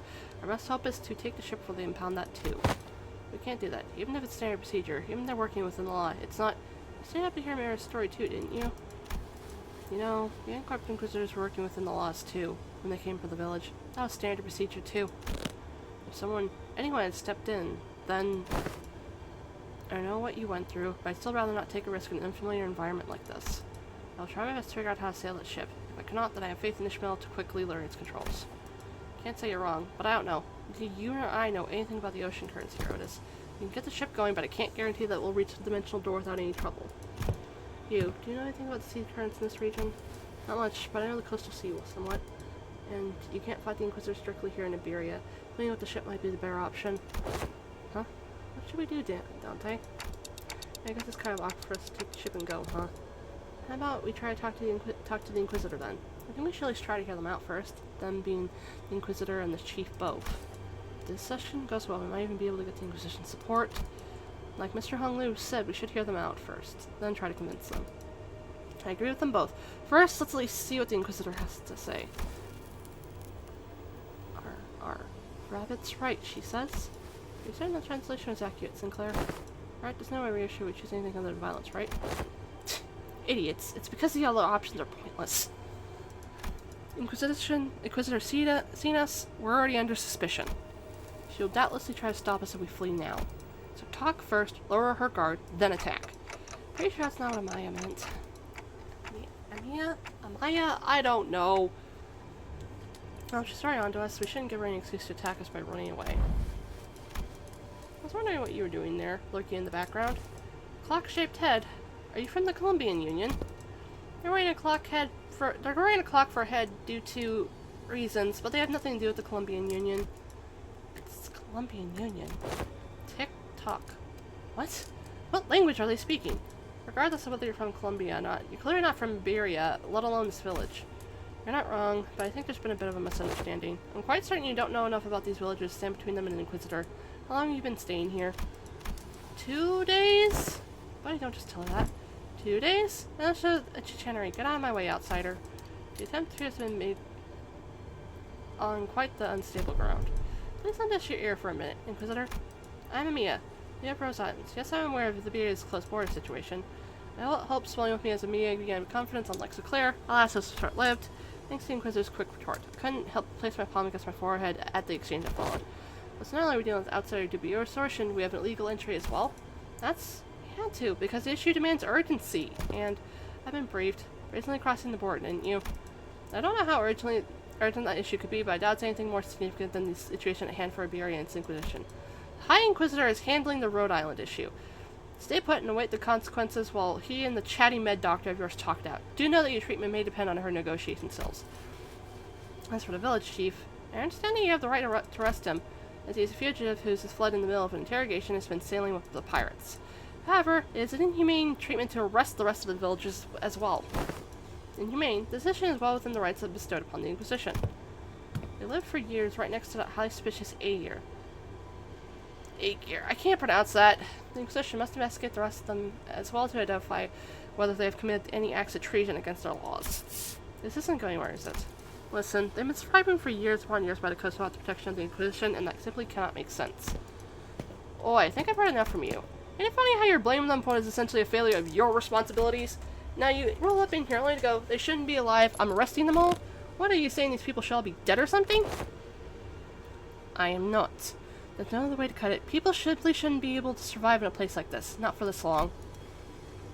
The Inquisitor's reply only seemed to fan Heathcliff's wrath as he lifted his bat and began striding forward. That's it. Last, if you ever so much as touch the tip of a single villager's hair, please calm yourself, Heathcliff. But hung loose step between them. Get your bloody hands off me, I've had enough of her. Daring to threaten her will cause something horrifically bad to happen. I believe you know that yourself, Heathcliff. What are you suggesting? I'm clearly not making any progress by trying to talk this out. Excuse me, Miss Inquisitor. What do you mean that people shouldn't be able to survive in a place like this? I mean it literally. Even by some miracle that they actually do survive, they should at least be suffering from endless hunger, struggling to their wits' end to the inevitability of the calamity. But they look too healthy. The heck? Then shouldn't we be applying them for managing to survive through so much hardship? Oh my god, will the snack go away?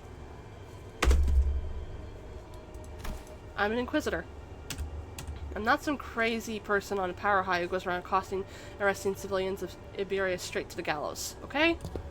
I have more than enough probable cause to take them in for interrogation. It's just that I don't have the time or the energy to explain every single one of them to you outsiders.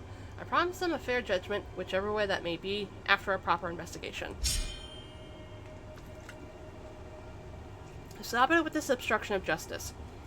The Inquisitor brandishes her rapier, threateningly, her voice shaking with frustration. Dante, not the full picture of the circumstances, Boss advises against further antagonization of local political authority. I agree with Lost. I get the feeling that she isn't the kind of heartless Inquisitor that goes around indiscriminately executing innocents like Miss Mayer told us about earlier. I don't think she's anything like the Inquisitors of Vencorp we saw back at Calf. They're right, we didn't have the full picture of the circumstances. Getting in the way of an Inquisitor who's clearly a rather significant political entity in the area was most likely a bad idea.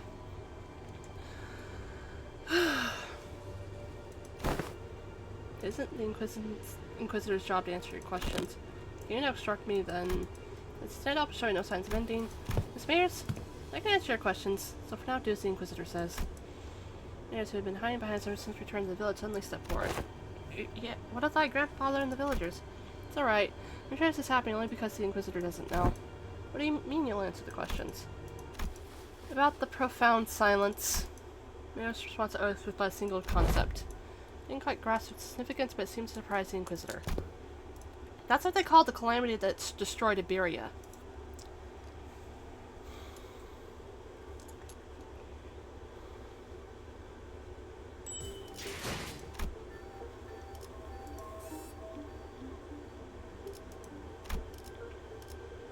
Oh my god, I'm running so fast out of steam, it is beyond pathetic. I've got, like, 7 more notes to do. Fuck. Decades ago, a great wave ravaged through Iberia. It wasn't long before the seaborne carried on the waves diminished Iberia's brilliant civilization to this. The waves, the profound silence must have reduced the village to its current state as well. Is there any reason it's called the profound silence? It doesn't seem to be the most appropriate moniker for a calamity like that.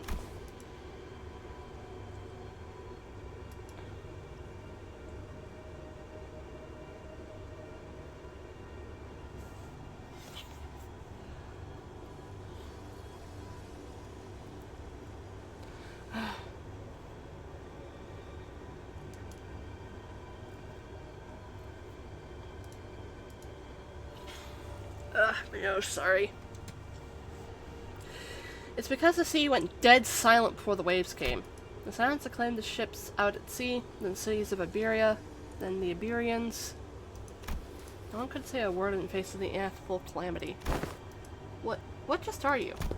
No Robert's Iberian citizens to refer to any of the information you're sharing. And the Church of the Deep is really capitalizing on the pandemonium that followed the profound silence. They pretend to be Aegir from the sea, delude the citizenry of Iberia, and are sowing chaos in her lands. So that's why they're risking the Aegir left and right. I can see the thought process, but huh. So it's understandable why the Inquisitor would want to arrest us. Damn, this isn't good. Sharing it seems to have been some kind of taboo-like thing for the Inquisition. The Inquisitor wordlessly stared at Mears. Her eyes were filled with traces of anger and confusion, but she's afraid. There's fear on the face of a threat. Not fear of the terrified. No, it's fear of someone who's suddenly confronted with something they must destroy. The Inquisitor once told me that should I cross an Aegir who knows too much, there's a sliver of chance I may be of assistance to Iberia.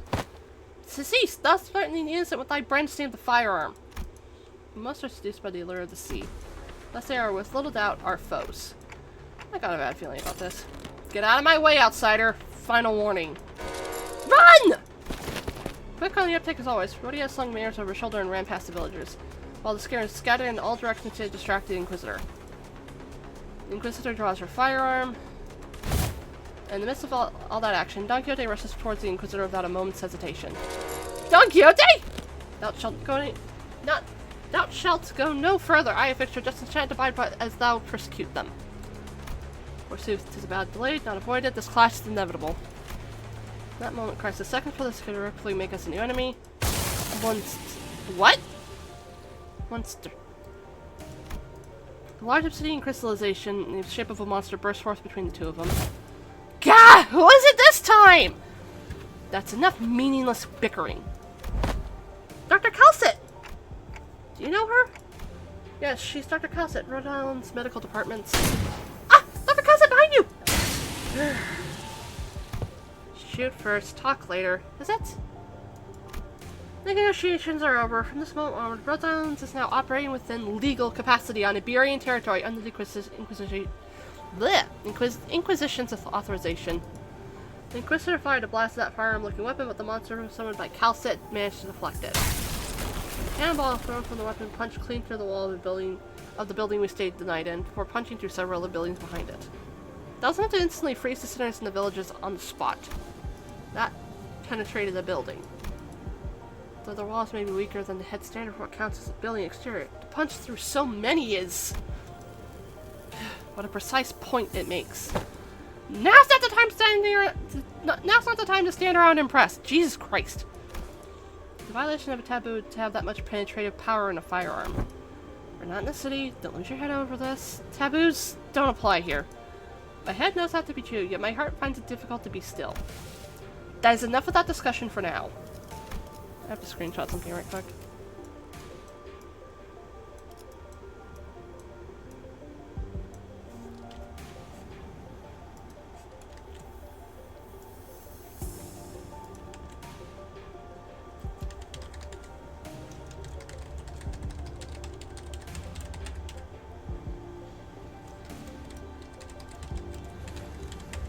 I'm having to share something with a friend, hang on.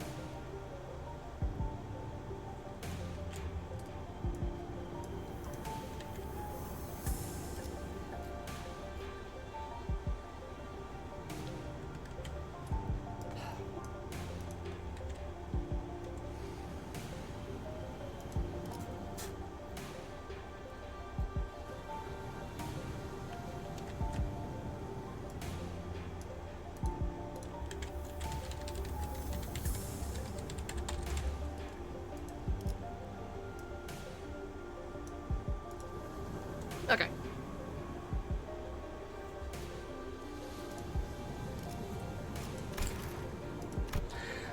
It is advisable that we carefully observe and grasp the situation at hand instead of deliberate on a taboo the jurisdiction of which does not reach this far. Yeah, so the situation's gotten slightly better, right? If she's Amiya's friend, she's our ally. Besides, she's got some super powerful looking prosthetic gear looking thing too.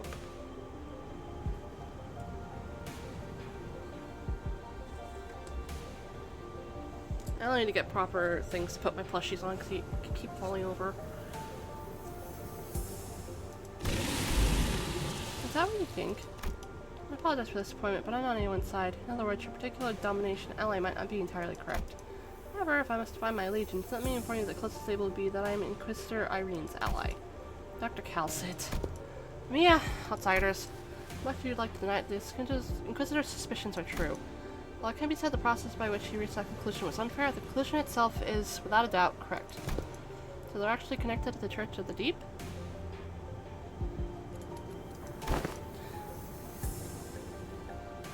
One way to put it. To be more precise, they aren't connected to the Church of the Deep. They are the Church of the Deep. Perhaps the village itself is a dilapidated church of their congregation.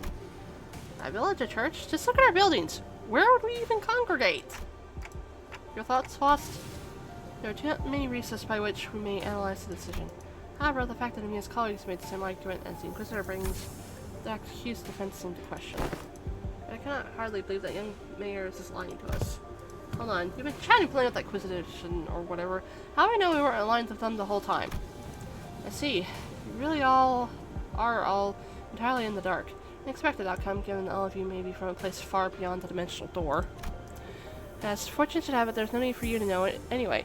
Truth is truth unchangingly, without the acceptance from an errant group of outsiders. Besides, soon...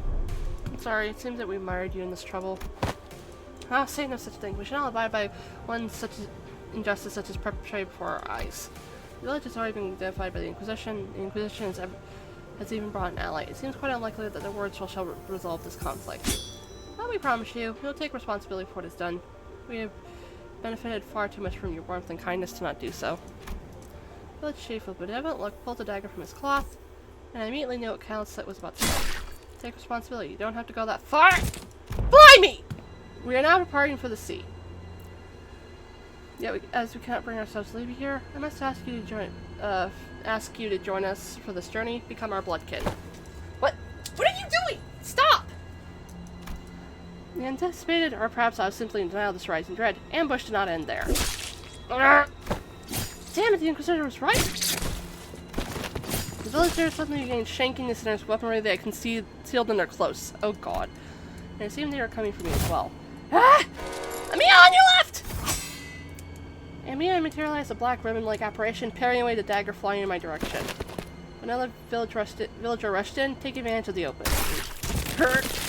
Charging villagers back made a visceral, crunchy noise. So someone flung them away. Didn't mean to be this late. Scotty, let me catch you up to speed. I know the situation. This fishy smell is what I went to investigate earlier. But what about the sinners? Unlike Amiya, who managed to survive the initial ambush, the sinners weren't doing so well.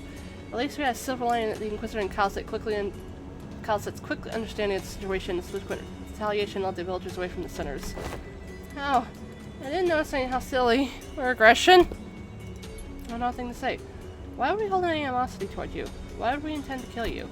We're not trying to hurt you. We're simply trying to give you a form better suited for the sea. Until we were obstructed. I apologize for our unfamiliarity's caused you trouble, Inquisitor. I won't make a big stink about what happened. What's truly unforgivable is that the heretics tried to take advantage of the ignorance of outsiders to flee the Inquisition. And even if you are outsiders, any lives lost in the Iberian Snow are my responsibility. It's my fault. I'm sorry it came to this. Wait, lives lost are still alive, you know. We can take up a stab wound like this is most unfortunate outsider. Huh? What? Your friends are either going to die or turn into Seaborns. The dagger that stabbed them were laced with the flesh of sea terrors. Once that happens, most die, and the survivors become overwritten by themselves, becoming nothing more than another sea monster. What? That's not a very big deal? Everyone was acting like this was it for the sinners, but hey, I should be able to do this by turning the clock. No big deal. The only concern was I didn't know what would happen if I tried to bring them back after they fully transformed into Seaborns. The golden ballot helped deal with the whale's palification effects, but I had no idea how it would interact with seaborne transformations. Let me just kill them before they turn. I know this must be very hard for you, but for what? I'm sorry to bother you with this, but can you kill my friends, preferably in the least painful way you know? Oh, sorry, was the last part kind of too much to ask? Wait, don't give up right! If we bring them back to Rhode Islands, we should be able to do something to help them!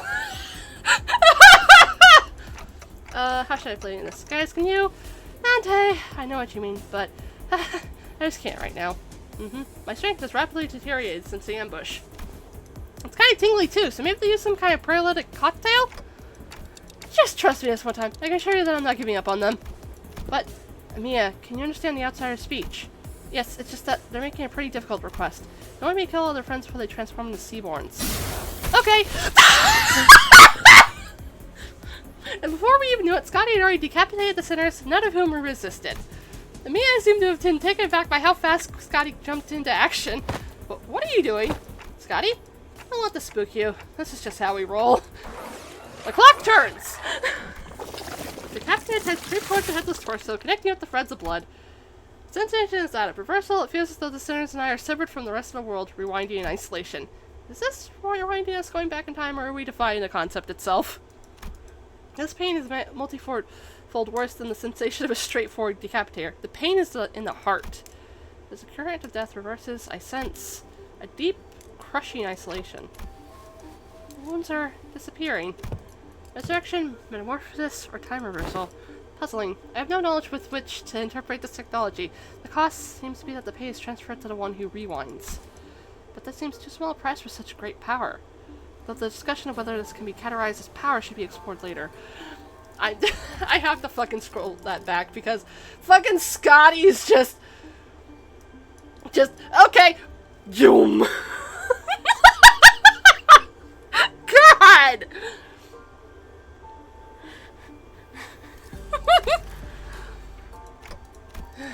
I couldn't stop shaking. All my limbs were trembling from the icy solitude.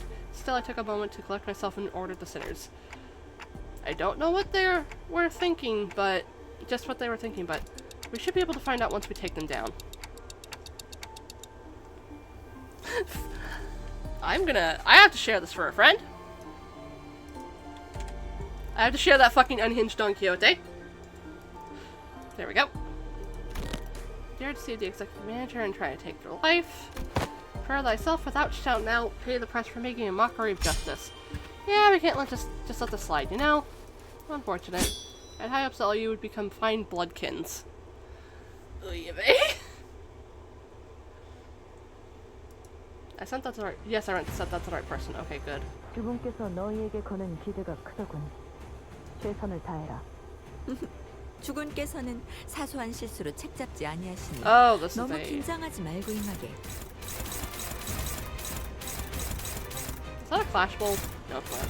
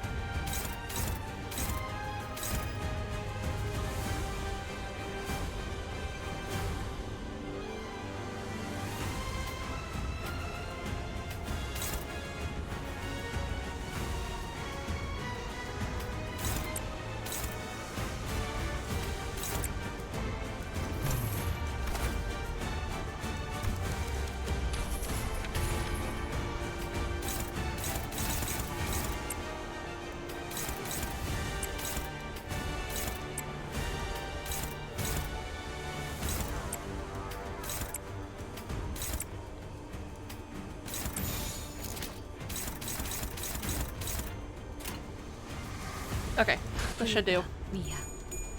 Especially because I'll get sanity.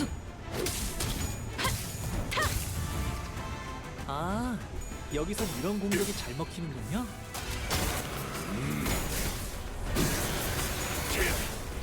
전격발. 옳다.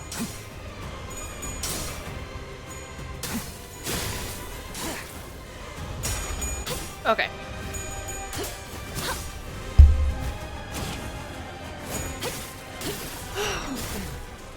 단탱님은 매번 기발한 발상을 떠올리시네요.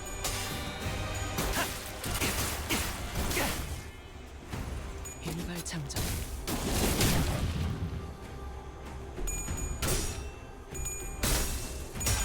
Okay, there we go. 저 개체부터 처리하면 편할 것 같아요.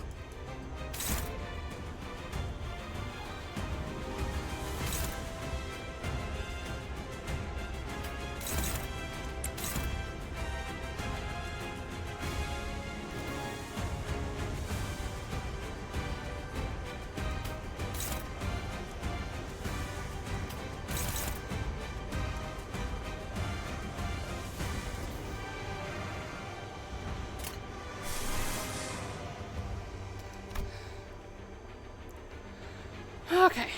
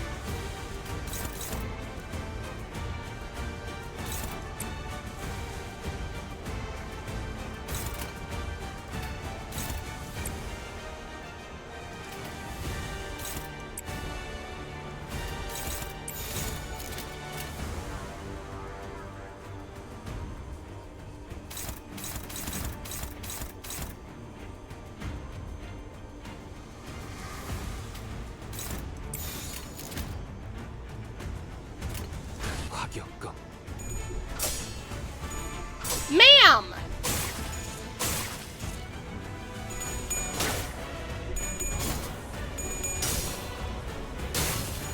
Okay.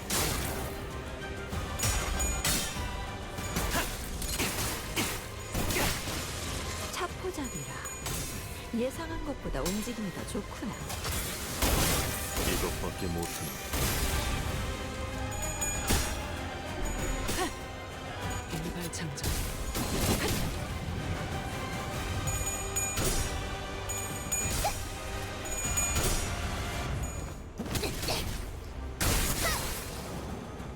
칼날이 잘 드네요. 그 공격이 약점이었겠죠?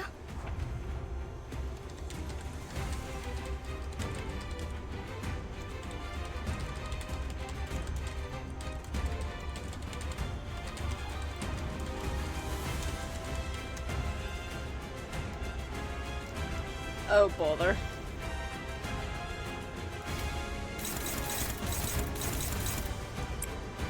You really gotta get your rare fucking coins.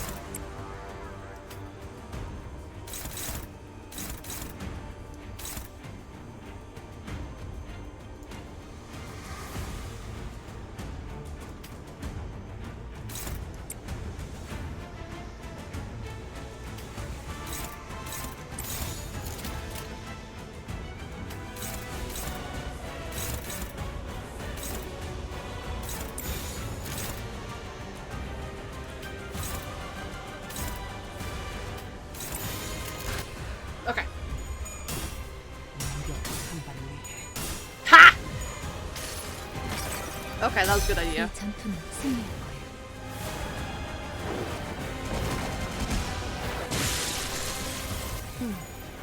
검을 휘두를 줄 아는 자는 많다.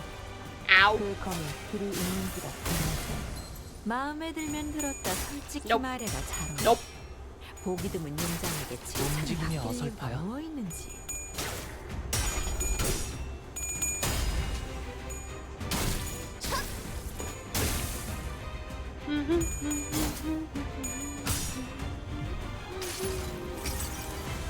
자, 이쪽입니다.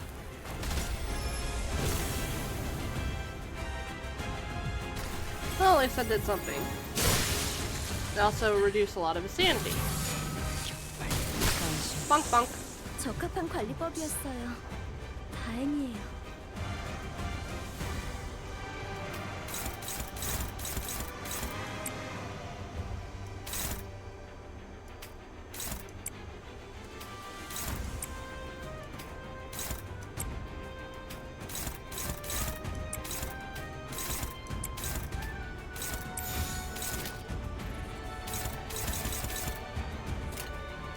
And off we go.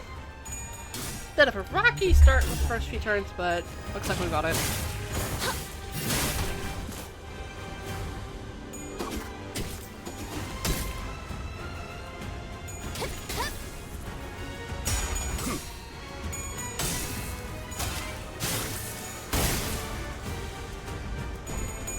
Nope. 그 삶의 마침표를 Good Hong Lu. 이유하고 판도는 유리하나 교만하는 뒤지. Cow. 그래서 어쩌라는 거지? 경계. 그걸 꼭 말로 해야 하나? 괜찮아. 이젠 안 아플 거야. I will admit though, my throat is kind of hurting from all the talking. But I think they're heading to. He's running himself into a dead end. Are they seeking refuge at sea? Wait, that's where the ship is. That's where they're headed. They're trying to board the vessel, Masa. Wait, but we never told them the ship was prepped, so how? There's an obvious whole village is in on it. I ain't surprised that it's someone to spy on us, or no way to get the ship floating even in its broken state. Vessel Masa? Vessel Rebellion de la Masa. The ship is more to the port in that direction. Wait, it can't be. Irene was preoccupied battling the rest of the followers of the Church of Deeper and hiding quickly choice. But Fabius and the village were early aboard the prepared ship, slowly parting the horde with a sea of sea terrors between us and them. How did a vessel that size become operational this fast? Exterior, the name, it must have been constructed during the golden age of Iberia. But how are we supposed to trace that? Well, who's built the Bafton Road after him? Wait, come on. The sea's full of sea terrors. Won't get very far before it sinks. Do you see something, Emiya? You keep looking in that direction. Oh? Sea mouse has soon disappeared in the mist stand. The village was left empty with nary a sign of people ever having been there, and so the getaway had all been premeditated. Leaving only mares. Lovely. I am very... Oh, my throat. 오늘 부끄럽지 않았습니다. 의의를 바로 세우는 데 일조하였으니 내일은 더 떳떳이 살아갈 수 있겠다.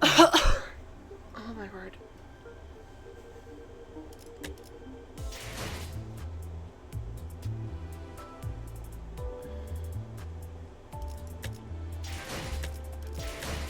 밤이 됨. I am really trying to focus. It's just my brain cells are just not wanting to work with me. I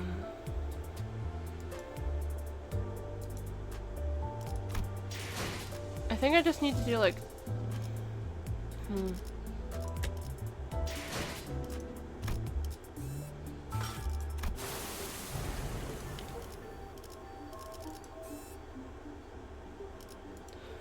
Okay, let me check something. I'm just trying to see when Infinity Nikki's maintenance is over.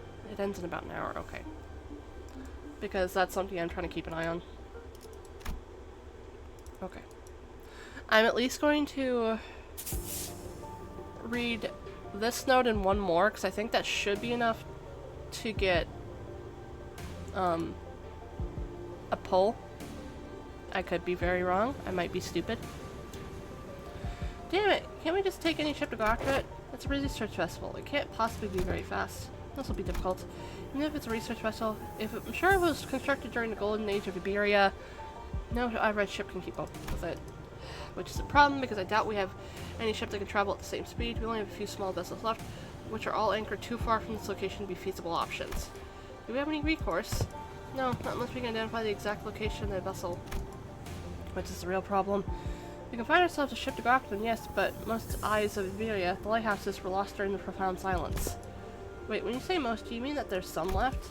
Just one, as far as I know. The one in Grand Road, but that lighthouse cannot be used at this moment. There's another. There's a lighthouse you can use. Really? You're gonna give one of the villagers benefit of the doubt. Yet, young Scotty hath already confirmed her to be safe. Well, I confirmed whether or not she's a seaborn or not. Can't know if she's a cultist. Tis true, yet once we saw that Mares was left all on her own, we decided to have her accompany us at all times and keep her within Irene's earshot. Yeah, possibly blame her for what happened, given Scotty's confirmation that she doesn't have anything to do with those sea monsters. Besides, they'd all left her behind. That Irene seems to harbor a bit of suspicion. The problem with the Aegir is that she simply knows too much. Where could she have possibly gained access to all the information? See, she can't even answer that question. But let's think about it this way. What if we were to ask her what we don't know? Location of that lighthouse, for example. They're ticking rapidly. What did they say? Dante says we should approach it differently and ask her what we don't know, like the location of the lighthouse. That seems like a reasonable suggestion to me. Why does the Inquisitor have an alternate solution to this conundrum? No, but fine, let's hear it. I won't interrogate you about how you have access to things that even us Inquisitors don't know. At least not right now. Bado Mioto, Dead Lighthouse. That's our village's name. Somewhere a little ways off from the coastline, there's an intact eye of Iberia on the sea, though it was almost destroyed when the profound silence swept through. Off to the coastline. It's not connected to the land. I think it used to be, until it sank. We should be able to procure ourselves enough wood and material from the village to build a raft. Sitting here enough for a raft to be the means of access. The weather's not great today, but it should do. It's not very far from the coast. Even you? You're gonna trust the Aegir?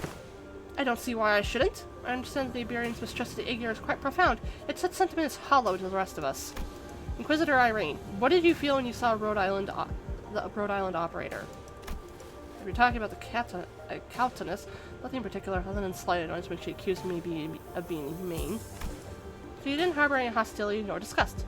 Not that you would have felt any sense of sympathy or empathy either. But I have no history of feelings for or against the Aegir, since such must be the same for the outsiders. What's she on about? She's conveying that as regards to Mare, our opinions are more objective than Irene's. Finding the vessel Fabius commandeered will be a benefit to all. The Mist Company will gain an opportunity to return to the city via the dimensional door, while Rhode Island will have the chance to study it at closer proximity. The Inquisition will gain possession of the vessel in which the technology from the Iberian Golden Age is contained. What? You didn't just hand that over to the Inquisition? Why should we covet what was once Iberia's? Well, certainly our, Oh, thank you for the follow, Mini Manor. For whatever reason, I didn't get a sound alert. I wonder if sound alerts is having issues.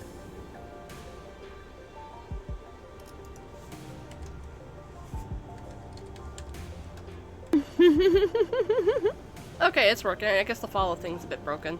That's odd, though. I'll go check that right quick. But thank you for the follow.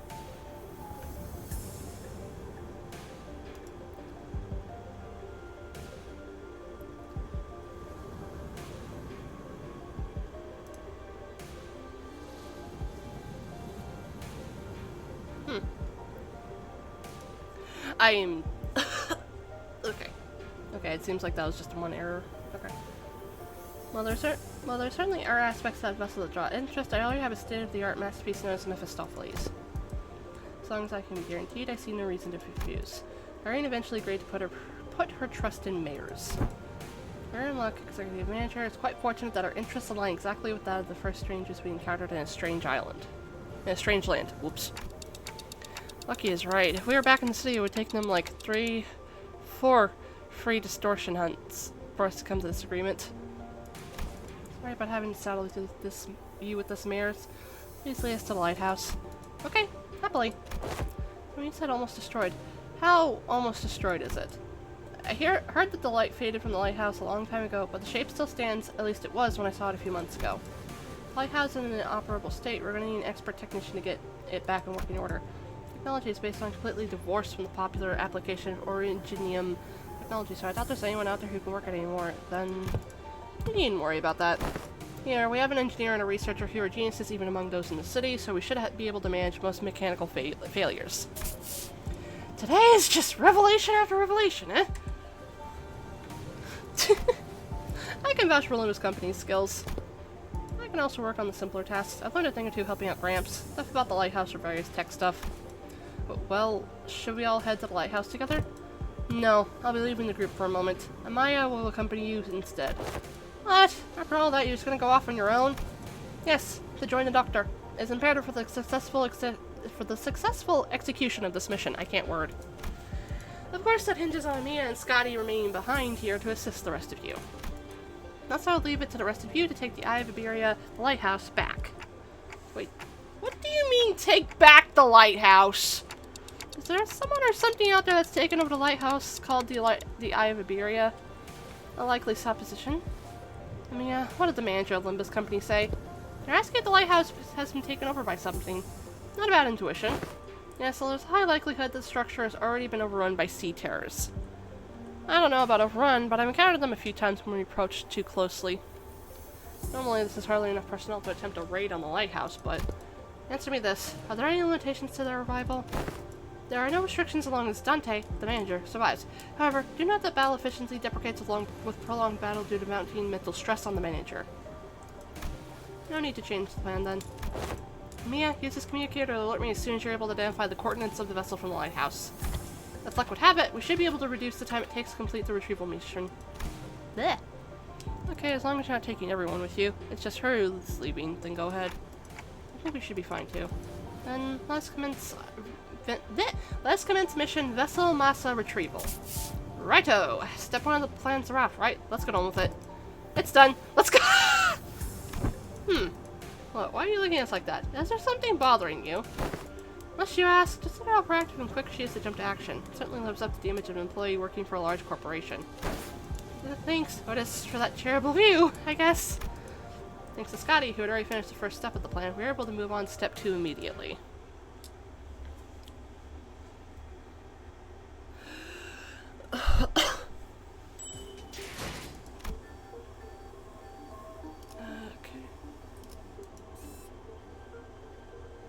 This should be fine. 오늘 부디 정신을 유지할 수 있기를.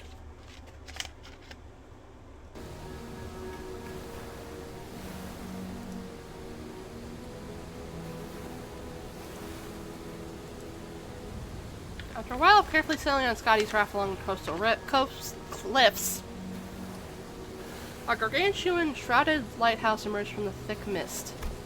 Eye of Iberia. Even in its dilapidated, ruined state, touches that are at once monumental and sensitive are apparent on the exterior construction of the lighthouse. Some even call these lighthouse guardians of Iberia. It retains the grandeur of the era as it was built during its golden age. You really know everything, don't you? So she said, but now these lighthouses are nothing but graveyards of countless inquisitors and soldiers of the Penal Battalion. None of whom's attempted to retrieve a lighthouse has ever survived the expedition. Can you please not say scary stuff like that, Miss Irene? We're literally about to walk into one. Don't you ever quit chirping. What are you, a foul beast? Stop yapping in my ear. Why is this one such a coward unlike the rest of you outsiders? I'm not a coward, I'm just voicing my... She did say some pretty concerning stuff. How long do you think the repairs will take? The exterior is heavily damaged. However, from what is visible from the outside, its interior is quite intact. With Miss Foss's expertise, it should not take very long. He sank just with a smile, but Foss maintained her silence for the entire journey to the lighthouse, then said something pretty concerning in response. Of course, my wit remains unmarred even with such uncertainties. The currents are pretty wild. Someone's got to stay behind and keep an eye on the raft. We can't just leave it unattended. We cannot just leave it here unattended, but I don't know if we can carry it either. I'll stay here and protect the ship. You sure you can handle this alone? I know you're strong, but maybe 1 or 2 more people should stay behind just in case. No, don't need them. Sea terrors will swarm the islet if I go with you anyway. So this has nothing to do with you. So what she's trying to say is, she's worried about you having about you not having enough people to take on the lighthouse when she can handle this area alone, which is why she's okay with staying behind alone. Huh, thanks for explaining. Some people just can't help but hop through an extra hoop, I guess. Well then, let's trust her. We'll be back, Scotty. Luckily, we didn't run any sea terrors on the way to lighthouse gates. The problem was that the gates were bound shut by strange blue tissues. Reminds me of the L Corp branch at U Corp, though that one was white. I don't think I can do anything to force it open myself, so... Guys, can you pry open this door? Boy, move over. A pull from the left, from the right side, you grab the left, and we all pull together at 1, 2, 3! 1, 2, 3! Huh? Something's off here. What are you doing? The door is firmly secured in place. This flesh tissue regenerates almost as soon as it's torn. Perhaps you need to tap it into a wilder form of art to get this opened. Yeah. Yeah. One's from the whale. Well, what now? A strange flesh tissue grown gets a sea tear. It reacts to the lamp, but it's grown too much to be affected by it in any meaningful capacity. Scotty might be able to open this door with incredible strength, but should I go fetch her? But I think she's already fighting off the sea terrors from sinking the raft. So we're all on our own. Who has an identity card or ego I could use to get us through this? So which one? Huh? Just as I was pondering a familiar question, a faint black glow came into view, then devoured my sight. It's no intuition or inspiration. It's different from those sudden flashes of realization. And it's not the star of that day that I think of from time to time. It's not the horrible door that I see every time I turn the clock either. The formless and black space in which I am not permitted to see. A faint noise, a whisper, cuts through it. And through that opening, I see a light. I reach out to the opening and see Scotty, born from a very, very warm gaze. Also, I forgot to say this because I was reading, but welcome in, Hermie. Come in. Scotty. Valiantly crashes under me like the waves. Scotty, the staggering dancer wielding a blade. Scotty, who flaunts her flowing locks, and Scotty, the singer, humming in a low voice. Beyond the fringes of cognition, Scotty's existence has become engraved. The sinner who can wrestle and control the oceanic tidal power is... Dante, are you alright? I'm good, and I don't think we'll need to send for Scotty. Huh? What? Hey, Ishmael! I've never used this ego before, but I need you to trust me and accept it. What? An ego? I nod quietly. Well, it's not like we'll ever have a practice run with these egos. Whatever it is, seems to me like our manager found a solution. Her confusion is short-lived. She lets out a carefree laugh before stepping forward, boldly twirling her mace once. I mean, what's the worst that could happen? Get corroded? Oh! 한눈 팔지 마세요. 내가 당신에게 파도는 반드시 밀려올 테니. Ooh! Cracks in the lighthouse are growing. I think she destroyed the door instead of opening it. So, sorry, didn't think it'd be this strong. Well, the door's open. What are we waiting for? No! We don't want to risk corrosion, I believe, at this point. But you never know. What are we waiting for? No, I mean, what just what was the part where you... What, the part where I suddenly changed into a different outfit and equipped a different personality? Yes, that! Ahem, that is. This is most fascinating that an ego could be drawn here, in lieu of the mirror of Mephistopheles. I think I connected to Emiya's subconscious mind. There was this strange and familiar light, and I saw Emiya's emotions attached to her memories and experiences, so I just reached out to them. My subconscious mind? I just had this feeling that it would work. Sorry about peering in without asking first. But I didn't see anything other than things about Scotty. All I needed were the memories and emotions I can use to understand the being that is Scotty. It's okay. I also have experience with gaining power from others' memories and emotions to overcome difficult situations. Maybe that's how you were able to draw something from me as well, Dante. That's the most appropriate assumption, especially in a situation in which delving into its principles is impossible. So that's called ego? Verily, of course, I'm discovering the ego is quite distinguished from the other kind of ego which are bloomed from within oneself. That is enough.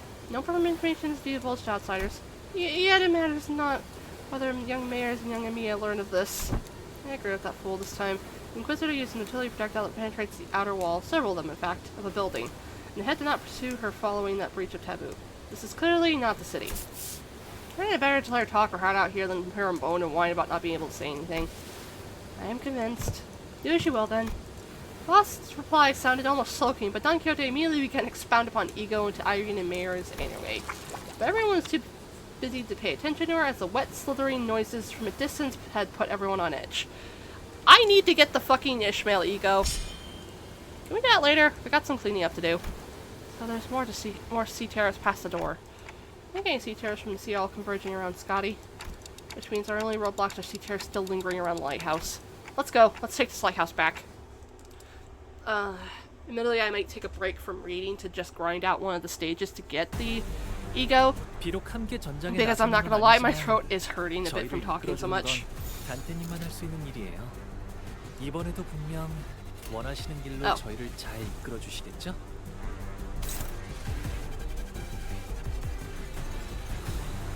I didn't realize this was a focus battle. Okay.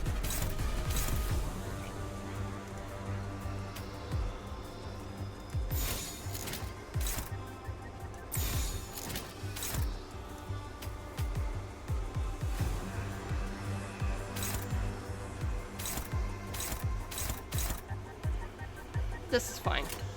불가 위야. 막아내지 마.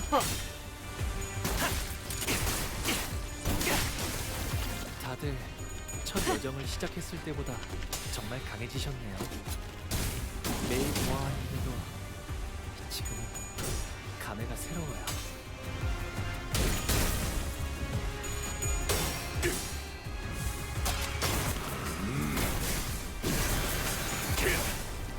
전탄격발.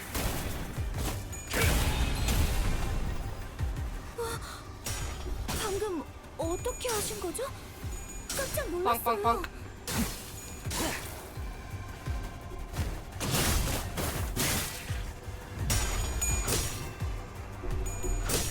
And there we go. 아, 여기선 이런 공격이 잘 먹히는군요.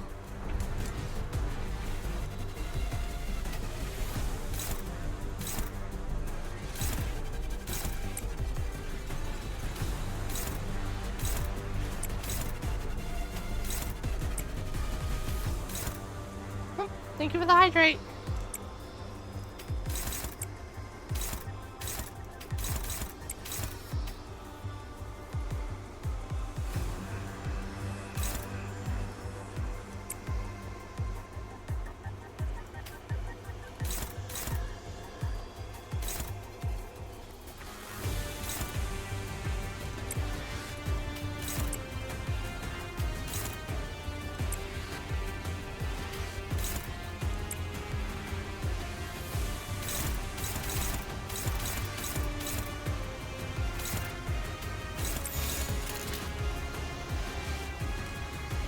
타겟 포착.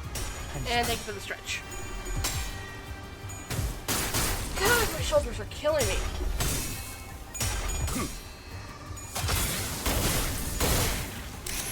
그렇게 서 있으니 목이 떨어질 수밖에.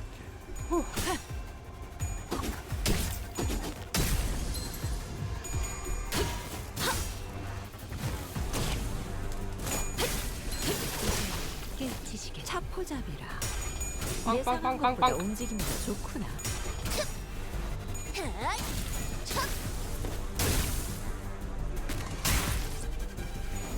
다음시계.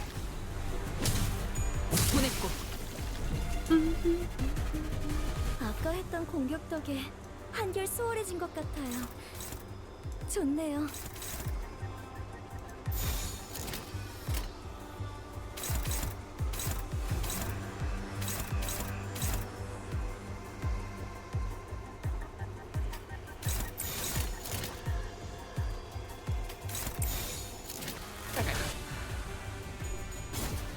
완벽한 한 발을 위해. Oh, okay, give me a second. Oh, those look cute. 움직임이 어설퍼요. Oh, those look cute. 이것밖에 못하나. 끝내. 전수하리. 칼날이 잘 드네요. 아마 그 공격이 약점이었겠죠?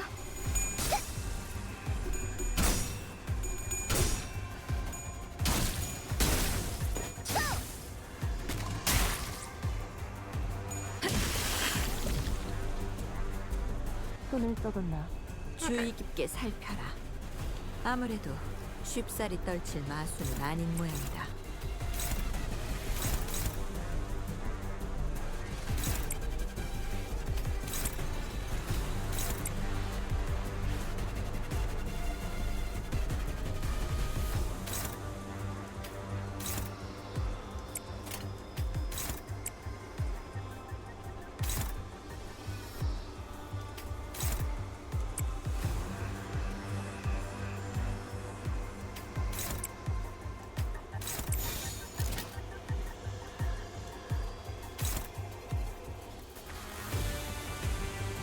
한 번에 끝낸다.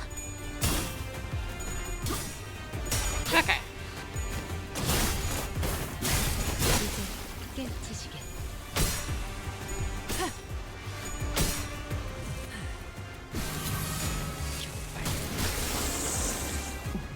옳다.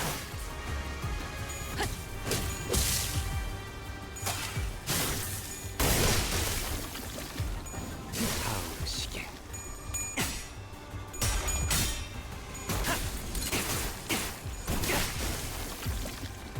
괜찮아. 이젠 안 아플 거야. 아까 했던 공격 덕에 한결 수월해진 것 같아요. 좋네요.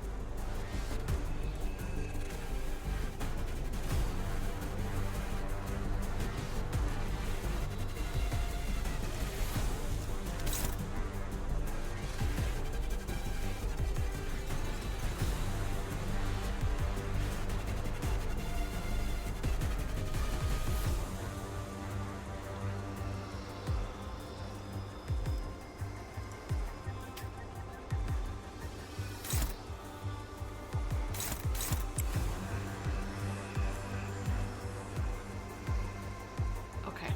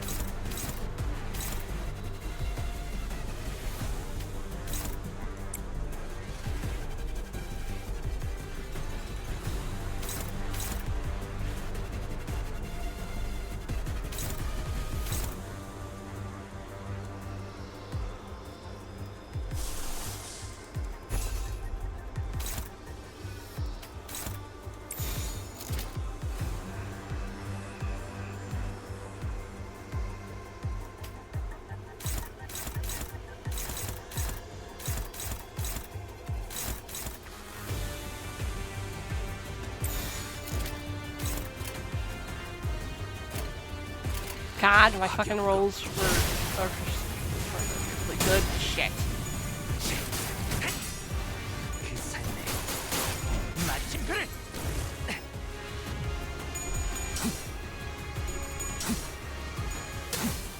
흐드러지게. Okay.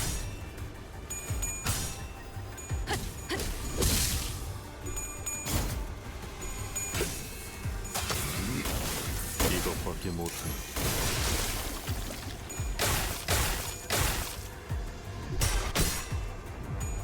Okay. 내 탄환이 향하는 곳은 언제나 같다. 필연적 소금의 우연도 없이.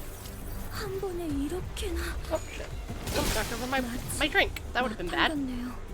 아까 했던 공격 덕에 한결 수월해진 것 같아요. 좋네요.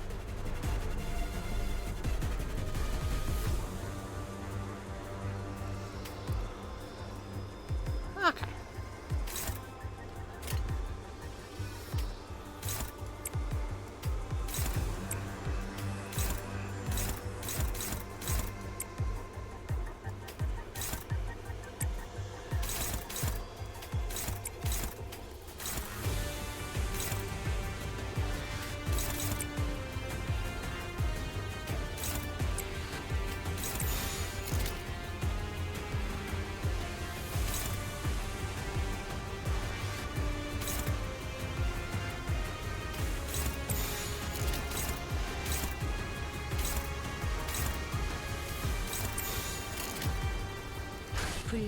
위야. Okay. 막아내지 못하리.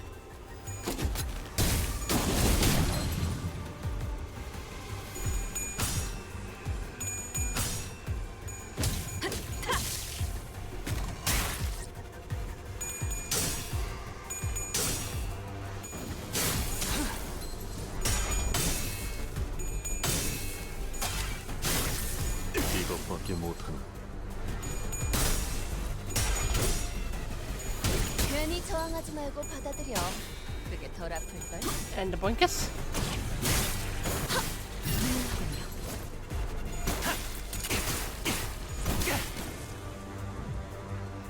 아까 했던 공격 덕에 한결 수월해진 것 같아요. 좋네요.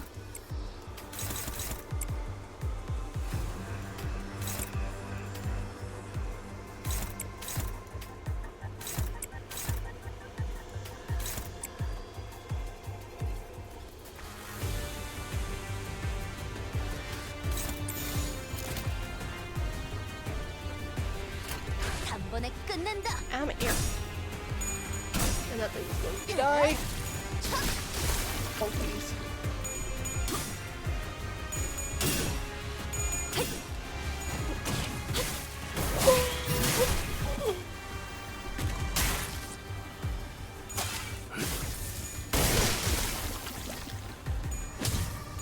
보냈고. 다음 목표로. 안심해라. 다음 시계. Okay. 아까 했던 Only like 공격 two 덕에 things left. Okay. 한결 수월해진 것 같아요. 좋네요.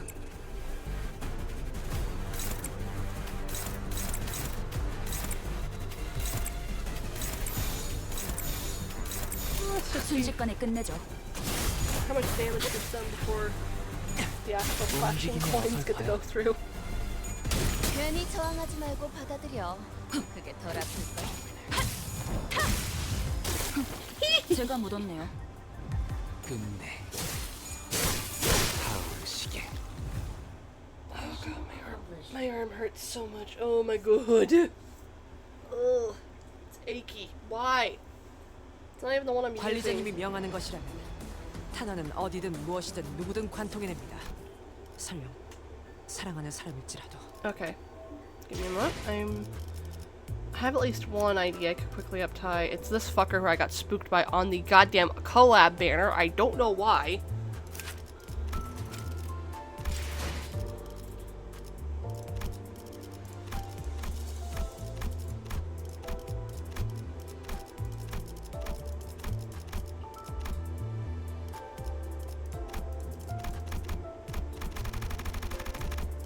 Just in case.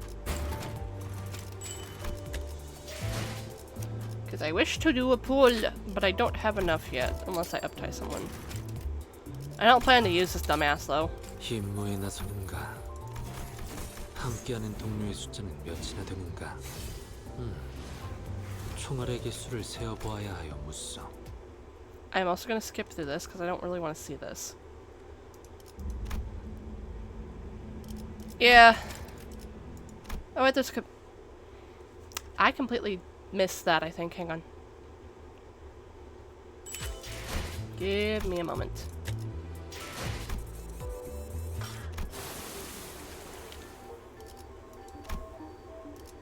Yeah, I'm slightly stupid. Well, okay. Okay, so we're gonna go to the extract now. Honglu, host, can you show up, please?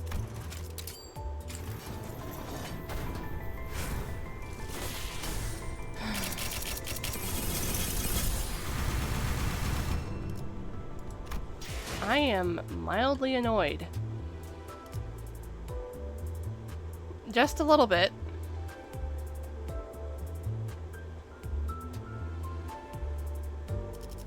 Because the only blue I've had show up was the Gregor on my very first temple, and I've just basically gotten nothing.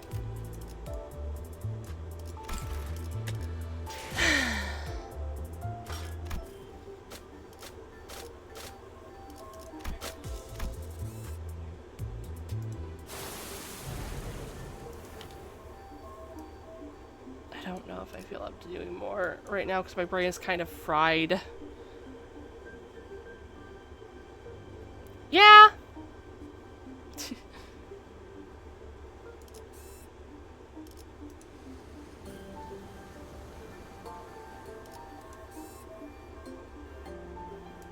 I don't. I wanted to finish this on stream, but my brain is turning to mush, and I might want to. I kind of want to do something else. I don't know what, but I want to do something else. 밤이 되면 눈이 지금.